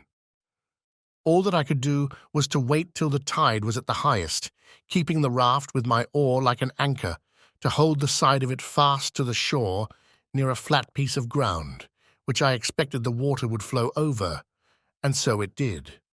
As soon as I found water enough, for my raft drew about a foot of water, I thrust her upon that flat piece of ground, and there fastened or moored her, by sticking my 2 broken oars into the ground, one on one side near one end, and one on the other side near the other end. And thus I lay till the water ebbed away, and left my raft and all my cargo safe on shore. My next work was to view the country and seek a proper place for my habitation, and where to stow my goods to secure them from whatever might happen. Where I was, I yet knew not, whether on the continent or on an island, whether inhabited or not inhabited, whether in danger of wild beasts or not. There was a hill not above a mile from me, which rose up very steep and high, and which seemed to overtop some other hills, which lay as in a ridge from it northward. I took out one of the fowling pieces, and one of the pistols, and a horn of powder, and thus armed, I travelled for discovery up to the top of that hill, where, after I had with great labour and difficulty got to the top, I saw my fate to my great affliction, viz. That I was in an island, environed every way with the sea, no land to be seen except some rocks, which lay a great way off, and 2 small islands, less than this, which lay about 3 leagues to the west. I found also that the island I was in was barren, and, as I saw good reason to believe, uninhabited except by wild beasts, of whom, however, I saw none. Yet I saw abundance of fowls, but knew not their kinds. Neither when I killed them could I tell what was fit for food and what not. At my coming back I shot at a great bird which I saw sitting upon a tree on the side of a great wood. I believe it was the first gun that had been fired there since the creation of the world.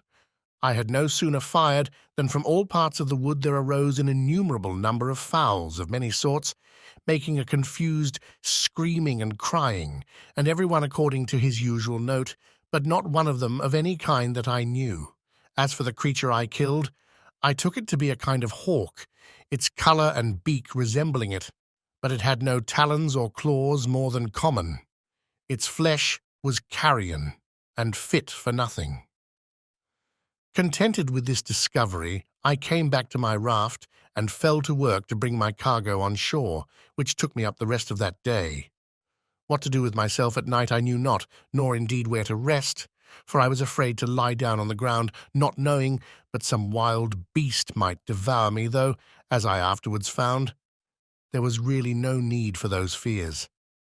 However, as well as I could, I barricaded myself round with the chest and boards that I had brought on shore, and made a kind of hut for that night's lodging.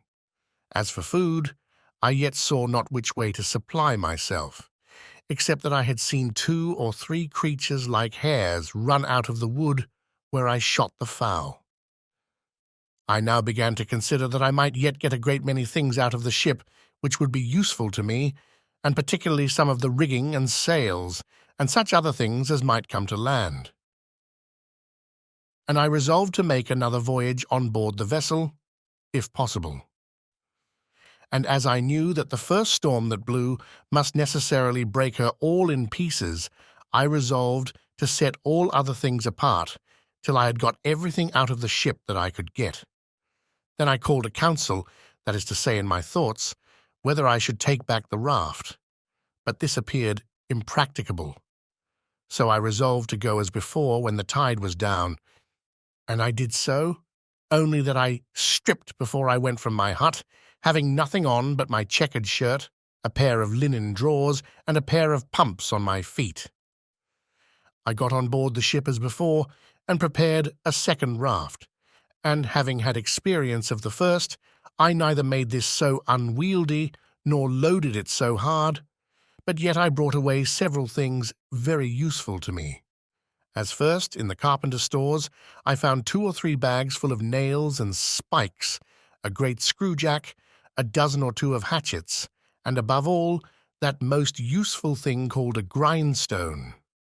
All these I secured, together with several things belonging to the gunner, particularly 2 or 3 iron crows, and 2 barrels of musket bullets, 7 muskets, another fowling piece, with some small quantity of powder more, a large bagful of small shot, and a great roll of sheet lead. But this last was so heavy I could not hoist it up to get it over the ship's side.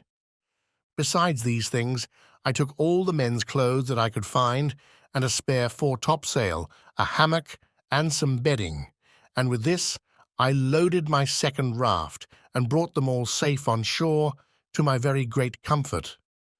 I was under some apprehension, during my absence from the land, that at least my provisions might be devoured on shore.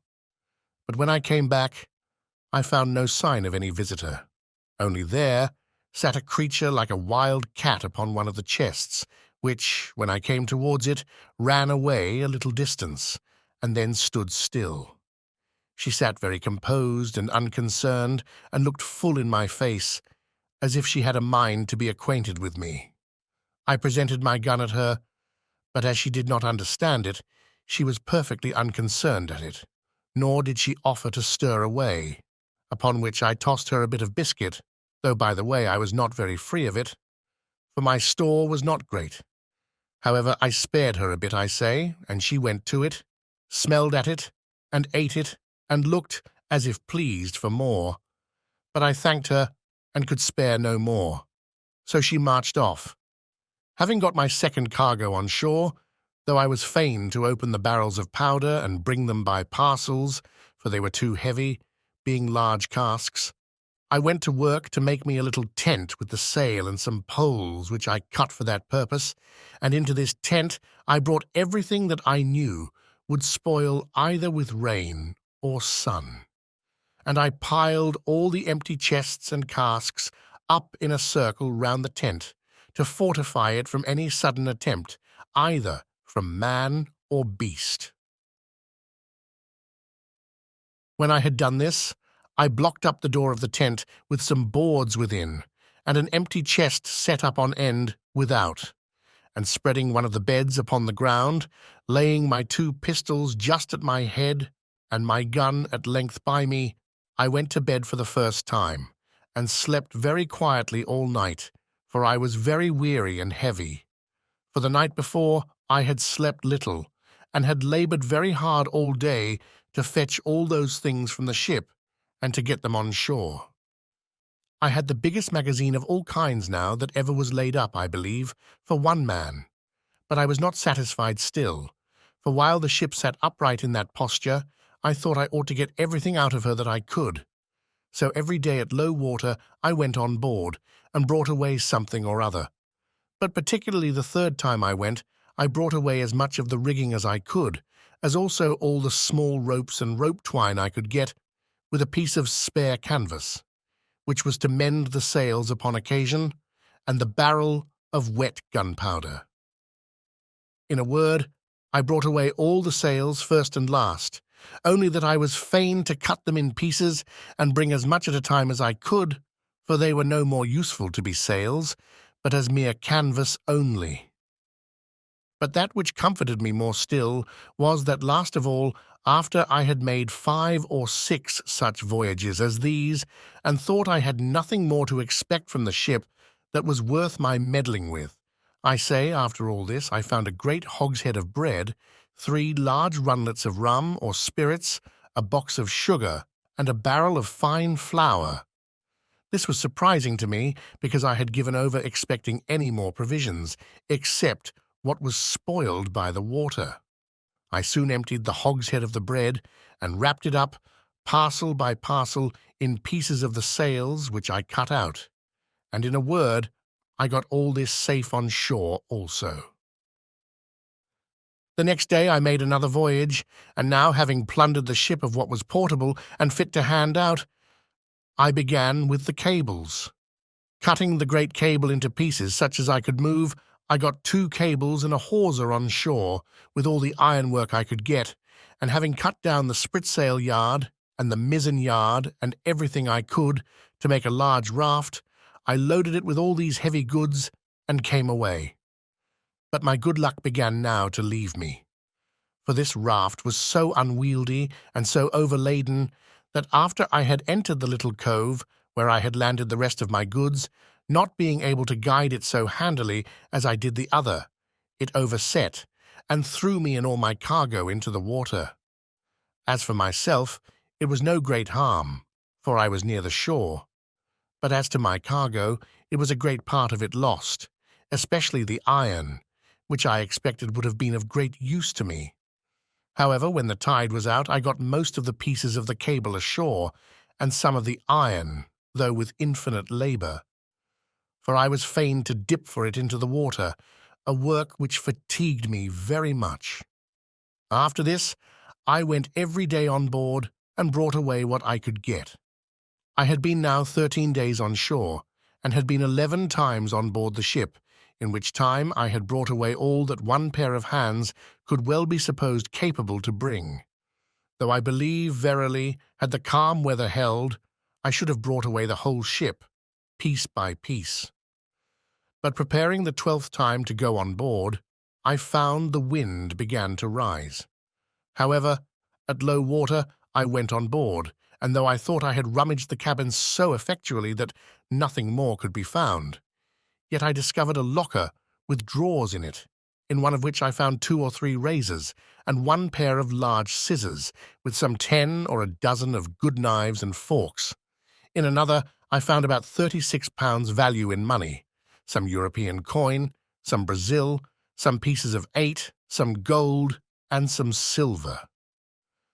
I smiled to myself at the sight of this money. "O drug," said I aloud, "what art thou good for? Thou art not worth to me, no, not the taking off the ground.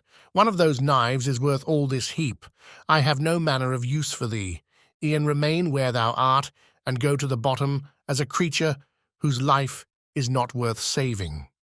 However, upon second thoughts, I took it away, and wrapping all this in a piece of canvas, I began to think of making another raft. But while I was preparing this, I found the sky overcast, and the wind began to rise, and in a quarter of an hour it blew a fresh gale from the shore. It presently occurred to me that it was in vain to pretend to make a raft with the wind offshore, and that it was my business to be gone before the tide of flood began, otherwise I might not be able to reach the shore at all. Accordingly, I let myself down into the water and swam across the channel which lay between the ship and the sands, and even that with difficulty enough, partly with the weight of the things I had about me, and partly the roughness of the water. For the wind rose very hastily, and before it was quite high water, it blew a storm. But I had got home to my little tent, where I lay, with all my wealth about me, very secure. It blew very hard all night, and in the morning, when I looked out, behold, no more ship was to be seen. I was a little surprised, but recovered myself with the satisfactory reflection that I had lost no time, nor abated any diligence to get everything out of her that could be useful to me, and that indeed there was little left in her that I was able to bring away if I had had more time. I now gave over any more thoughts of the ship, or of anything out of her, except what might drive on shore from her wreck, as indeed divers pieces of her afterwards did, but those things were of small use to me. My thoughts were now wholly employed about securing myself against either savages, if any should appear, or wild beasts, if any were in the island. And I had many thoughts of the method how to do this, and what kind of dwelling to make, whether I should make me a cave in the earth, or a tent upon the earth. And in short, I resolved upon both, the manner and description of which it may not be improper to give an account of. I soon found the place I was in was not fit for my settlement, because it was upon a low moorish ground near the sea, and I believed it would not be wholesome, and more particularly because there was no fresh water near it. So I resolved to find a more healthy and more convenient spot of ground. I consulted several things in my situation which I found would be proper for me. First, health and fresh water I just now mentioned. 2, endily, shelter from the heat of the sun. 3, audili, security from ravenous creatures, whether man or beast. 4th, lie, a view to the sea, that if God sent any ship in sight, I might not lose any advantage for my deliverance, of which I was not willing to banish all my expectation yet. In search of a place proper for this, I found a little plain on the side of a rising hill, whose front towards this little plain was steep as a house side, so that nothing could come down upon me from the top. On the one side of the rock there was a hollow place, worn a little way in, like the entrance or door of a cave, but there was not really any cave or way into the rock at all. On the flat of the green, just before this hollow place, I resolved to pitch my tent. This plain was not above 100 yards broad, and about twice as long, and lay like a green before my door, and at the end of it descended irregularly every way down into the low ground by the seaside. It was on the NNW side of the hill, so that it was sheltered from the heat every day, till it came to a W and by S sun, or thereabouts, which in those countries is near the setting. Before I set up my tent, I drew a half-circle before the hollow place, which took in about 10 yards in its semi-diameter from the rock, and 20 yards in its diameter from its beginning and ending. In this half-circle I pitched 2 rows of strong stakes, driving them into the ground till they stood very firm like piles, the biggest end being out of the ground above 5 feet and a half and sharpened on the top. The 2 rows did not stand above 6 inches from one another. Then I took the pieces of cable which I had cut in the ship and laid them in rows, one upon another, within the circle, between these 2 rows of stakes, up to the top, placing other stakes in the inside, leaning against them, about 2 feet and a half high, like a spur to a post. And this fence was so strong that neither man nor beast could get into it or over it. This cost me a great deal of time and labor, especially to cut the piles in the woods, bring them to the place, and drive them into the earth. The entrance into this place I made to be not by a door, but by a short ladder to go over the top, which ladder, when I was in, I lifted over after me. And so I was completely fenced in and fortified, as I thought, from all the world, and consequently slept secure in the night, which otherwise I could not have done. Though, as it appeared afterwards, there was no need of all this caution from the enemies that I apprehended danger from. Into this fence or fortress, with infinite labor, I carried all my riches, all my provisions, ammunition, and stores, of which you have the account above, and I made a large tent, which to preserve me from the rains that in one part of the year are very violent there, I made double, one smaller tent within, and one larger tent above it, and covered the uppermost with a large tarpaulin, which I had saved among the sails. And now I lay no more for a while in the bed which I had brought on shore, but in a hammock, which was indeed a very good one, and belonged to the mate of the ship. Into this tent I brought all my provisions and everything that would spoil by the wet, and having thus enclosed all my goods, I made up the entrance, which till now I had left open, and so passed and repassed, as I said, by a short ladder. When I had done this, I began to work my way into the rock, and bringing all the earth and stones that I dug down out through my tent, I laid them up within my fence, in the nature of a terrace, so that it raised the ground within about 1.5 feet, and thus I made me a cave just behind my tent, which served me like a cellar to my house. It cost me much labor and many days before all these things were brought to perfection, and therefore I must go back to some other things which took up some of my thoughts. At the same time it happened, after I had laid my scheme for the setting up my tent and making the cave, that a storm of rain falling from a thick, dark cloud, a sudden flash of lightning happened, and after that a great clap of thunder, as is naturally the effect of it. I was not so much surprised with the lightning as I was with the thought, which darted into my mind as swift as the lightning itself. Oh, my powder! My very heart sank within me when I thought that at one blast all my powder might be destroyed, on which not my defence only, but the providing my food, as I thought, entirely depended. I was nothing near so anxious about my own danger, though. Had the powder took fire, I should never have known who had hurt me. Such impression did this make upon me, that after the storm was over I laid aside all my works, my building and fortifying, and applied myself to make bags and boxes, to separate the powder, and to keep it a little and a little in a parcel, in the hope that, whatever might come, it might not all take fire at once, and to keep it so apart that it should not be possible to make one part fire another. I finished this work in about a fortnight, and I think my powder, which in all was about 240 pounds weight, was divided in not less than 100 parcels. As to the barrel that had been wet, I did not apprehend any danger from that. So I placed it in my new cave, which in my fancy I called my kitchen, and the rest I hid up and down in holes among the rocks, so that no wet might come to it, marking very carefully where I laid it. In the interval of time while this was doing, I went out once at least every day with my gun, as well to divert myself as to see if I could kill anything fit for food, and, as near as I could, to acquaint myself with what the island produced.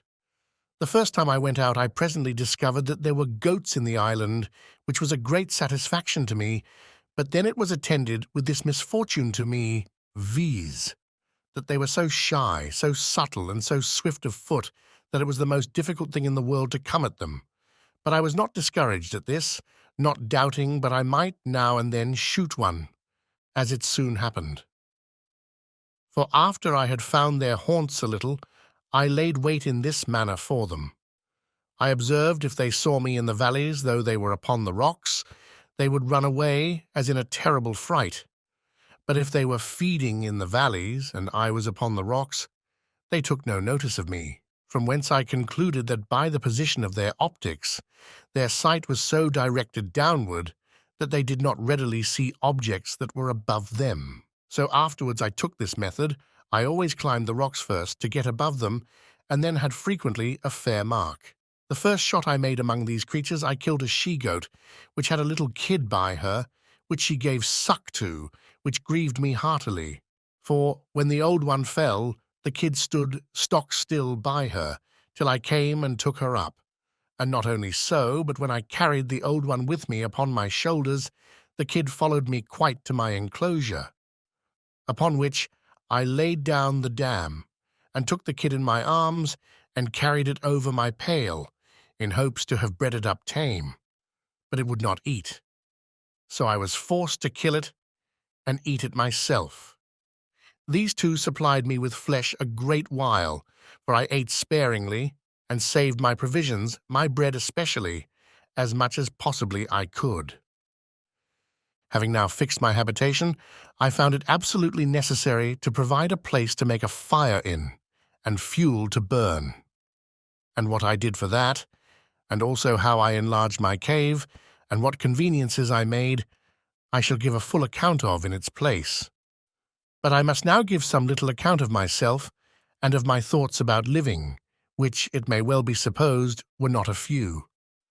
I had a dismal prospect of my condition, for as I was not cast away upon that island without being driven, as is said, by a violent storm, quite out of the course of our intended voyage, and a great wave is, some hundreds of leagues out of the ordinary course of the trade of mankind, I had great reason to consider it as a determination of heaven that in this desolate place and in this desolate manner I should end my life.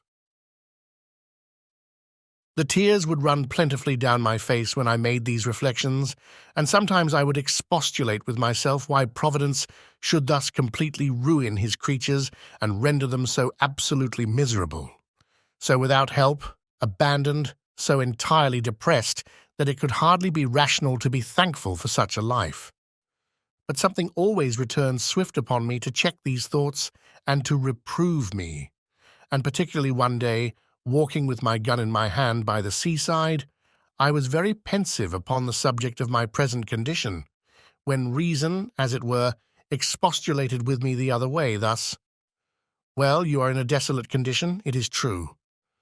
But pray remember, where are the rest of you? Did not you come, 11 of you in the boat? Where are the 10? Why were they not saved, and you lost? Why were you singled out? Is it better to be here or there?" And then I pointed to the sea. All evils are to be considered with the good that is in them, and with what worse attends them. Then it occurred to me again, how well I was furnished for my subsistence, and what would have been my case if it had not happened, which was 100,000 to 1, that the ship floated from the place where she first struck, and was driven so near to the shore that I had time to get all these things out of her. What would have been my case if I had been forced to have lived in the condition in which I at first came on shore, without necessaries of life, or necessaries to supply and procure them? Particularly, said I aloud, though to myself, what should I have done without a gun, without ammunition, without any tools to make anything, or to work with, without clothes, bedding, a tent, or any manner of covering? And that now I had all these to sufficient quantity, and was in a fair way to provide myself in such a manner as to live without my gun, when my ammunition was spent, so that I had a tolerable view of subsisting without any want as long as I lived. For I considered from the beginning how I would provide for the accidents that might happen, and for the time that was to come, even not only after my ammunition should be spent, but even after my health and strength should decay. I confess I had not entertained any notion of my ammunition being destroyed at one blast. I mean, my powder being blown up by lightning. And this made the thoughts of it so surprising to me, when it lightened and thundered, as I observed just now. And now, being about to enter into a melancholy relation of a scene of silent life, such, perhaps, as was never heard of in the world before, I shall take it from its beginning and continue it in its order. It was by my account the 30th of September, when, in the manner as above said, I first set foot upon this horrid island, when the sun, being to us in its autumnal equinox, was almost over my head, for I reckon myself, by observation, to be in the latitude of 9 degrees 22 minutes north of the line. After I had been there about 10 or 12 days, it came into my thoughts that I should lose my reckoning of time for want of books and pen and ink, and should even forget the Sabbath days. But to prevent this, I cut with my knife upon a large post in capital letters, and making it into a great cross, I set it up on the shore where I first landed. I came on shore here on the 30th of September, 1659. Upon the sides of this square post, I cut every day a notch with my knife, and every 7th notch was as long again as the rest, and every 1st day of the month as long again as that long one. And thus I kept my calendar, or weekly, monthly, and yearly reckoning of time. In the next place, we are to observe that among the many things which I brought out of the ship in the several voyages which, as above mentioned, I made to it, I got several things of less value, but not at all less useful to me, which I omitted setting down before, as in particular pens, ink, and paper, several parcels in the captain's, mates, gunners, and carpenter's keeping, 3 or 4 compasses, some mathematical instruments, dials, perspectives, charts, and books of navigation, all which I huddled together, whether I might want them or no. Also, I found 3 very good Bibles, which came to me in my cargo from England, and which I had packed up among my things. Some Portuguese books also, and among them 2 or 3 Popish prayer books, and several other books, all which I carefully secured. And I must not forget that we had in the ship a dog and 2 cats, of whose eminent history I may have occasion to say something in its place. For I carried both the cats with me, and as for the dog, he jumped out of the ship of himself and swam on shore to me the day after I went on shore with my first cargo, and was a trusty servant to me many years. I wanted nothing that he could fetch me, nor any company that he could make up to me. I only wanted to have him talk to me, but that would not do. As I observed before, I found pens, ink, and paper, and I husbanded them to the utmost. And I shall show that while my ink lasted, I kept things very exact. But after that was gone, I could not, for I could not make any ink by any means that I could devise. And this put me in mind that I wanted many things notwithstanding all that I had amassed together, and of these ink was one, as also a spade, pickaxe, and shovel to dig or remove the earth, needles, pins, and thread. As for linen, I soon learned to want that without much difficulty. This want of tools made every work I did go on heavily, and it was near a whole year before I had entirely finished my little pail, or surrounded my habitation. The piles, or stakes, which were as heavy as I could well lift, were a long time in cutting and preparing in the woods, and more by far in bringing home, so that I spent sometimes 2 days in cutting and bringing home one of those posts, and a 3rd day in driving it into the ground, for which purpose I got a heavy piece of wood at first, but at last bethought myself of one of the iron crows, which, however, though I found it, made driving those posts or piles very laborious and tedious work.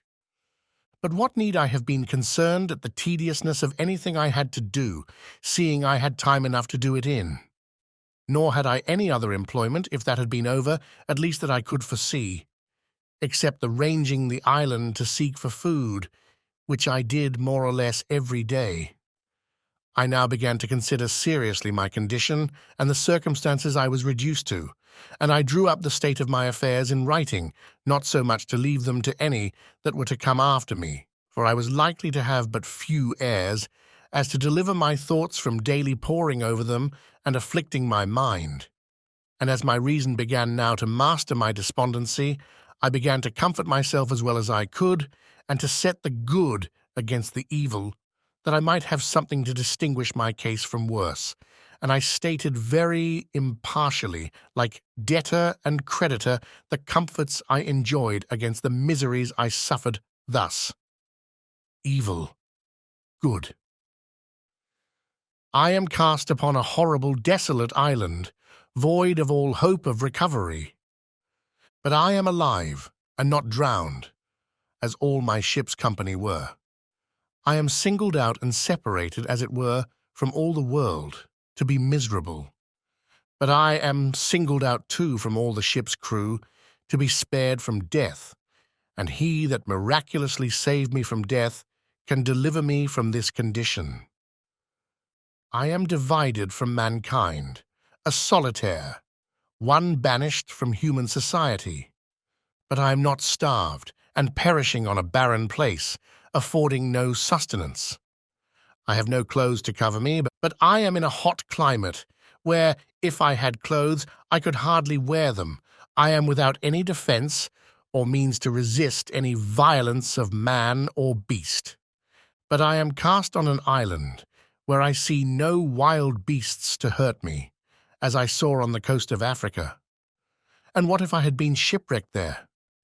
I have no soul to speak to or relieve me, but God wonderfully sent the ship in near enough to the shore that I have got out as many necessary things as will either supply my wants or enable me to supply myself, even as long as I live. Upon the whole, here was an undoubted testimony that there was scarce any condition in the world so miserable, but there was something negative or something positive to be thankful for in it.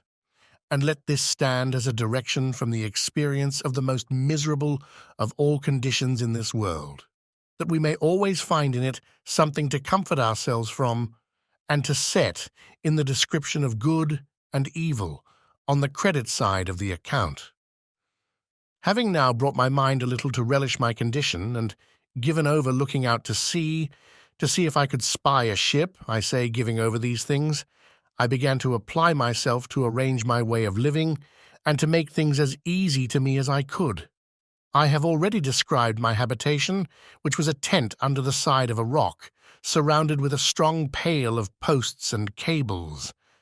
But I might now rather call it a wall, for I raised a kind of wall up against it of turfs, about 2 feet thick on the outside, and after some time, I think it was a year and a half, I raised rafters from it, leaning to the rock, and thatched or covered it with boughs of trees and such things as I could get to keep out the rain, which I found at some times of the year very violent. I have already observed how I brought all my goods into this pail, and into the cave which I had made behind me. But I must observe, too, that at first this was a confused heap of goods, which, as they lay in no order, so they took up all my place.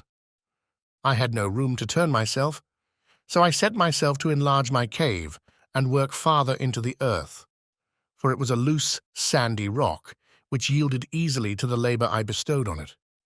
And so when I found I was pretty safe as to beasts of prey, I worked sideways to the right hand into the rock, and then, turning to the right again, worked quite out, and made me a door to come out on the outside of my pale or fortification. This gave me not only egress and regress, as it was a back way to my tent and to my storehouse, but gave me room to store my goods.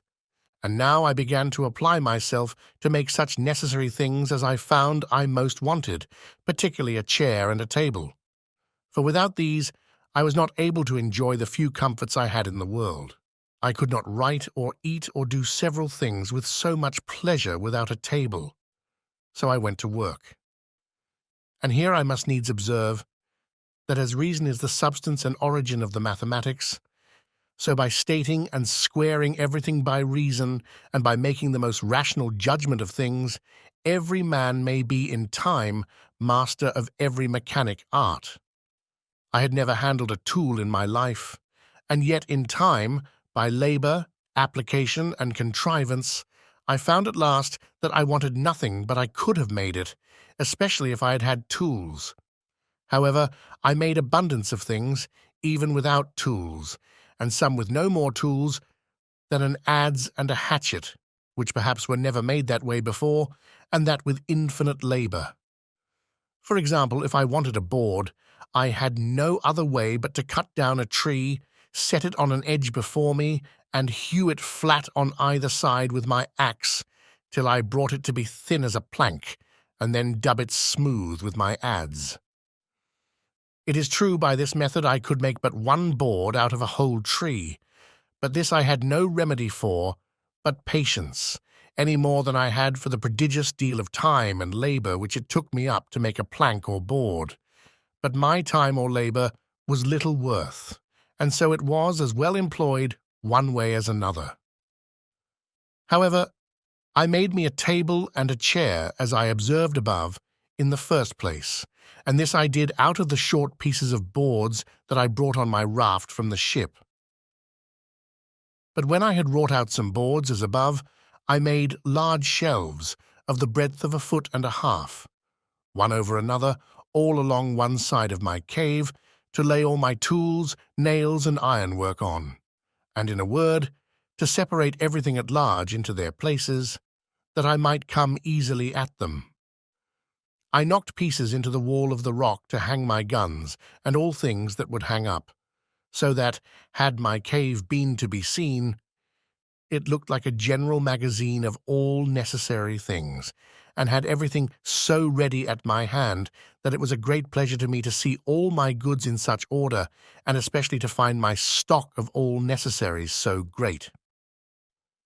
And now it was that I began to keep a journal of every day's employment, for indeed at first I was in too much hurry, and not only hurry as to labour, but in too much discomposure of mind. And my journal would have been full of many dull things. For example, I must have said thus, 30th, after I had got to shore and escaped drowning, instead of being thankful to God for my deliverance, having first vomited with the great quantity of salt water which had got into my stomach, and recovering myself a little, I ran about the shore, wringing my hands and beating my head and face, exclaiming at my misery and crying out, I was undone, undone. Till, tired and faint, I was forced to lie down on the ground to repose, but durst not sleep for fear of being devoured. Some days after this, and after I had been on board the ship, and got all that I could out of her, yet I could not forbear getting up to the top of a little mountain, and looking out to sea, in hopes of seeing a ship. Then, fancy, at a vast distance I spied a sail, pleased myself with the hopes of it, and then, after looking steadily till I was almost blind, lose it quite, and sit down and weep like a child, and thus increase my misery by my folly.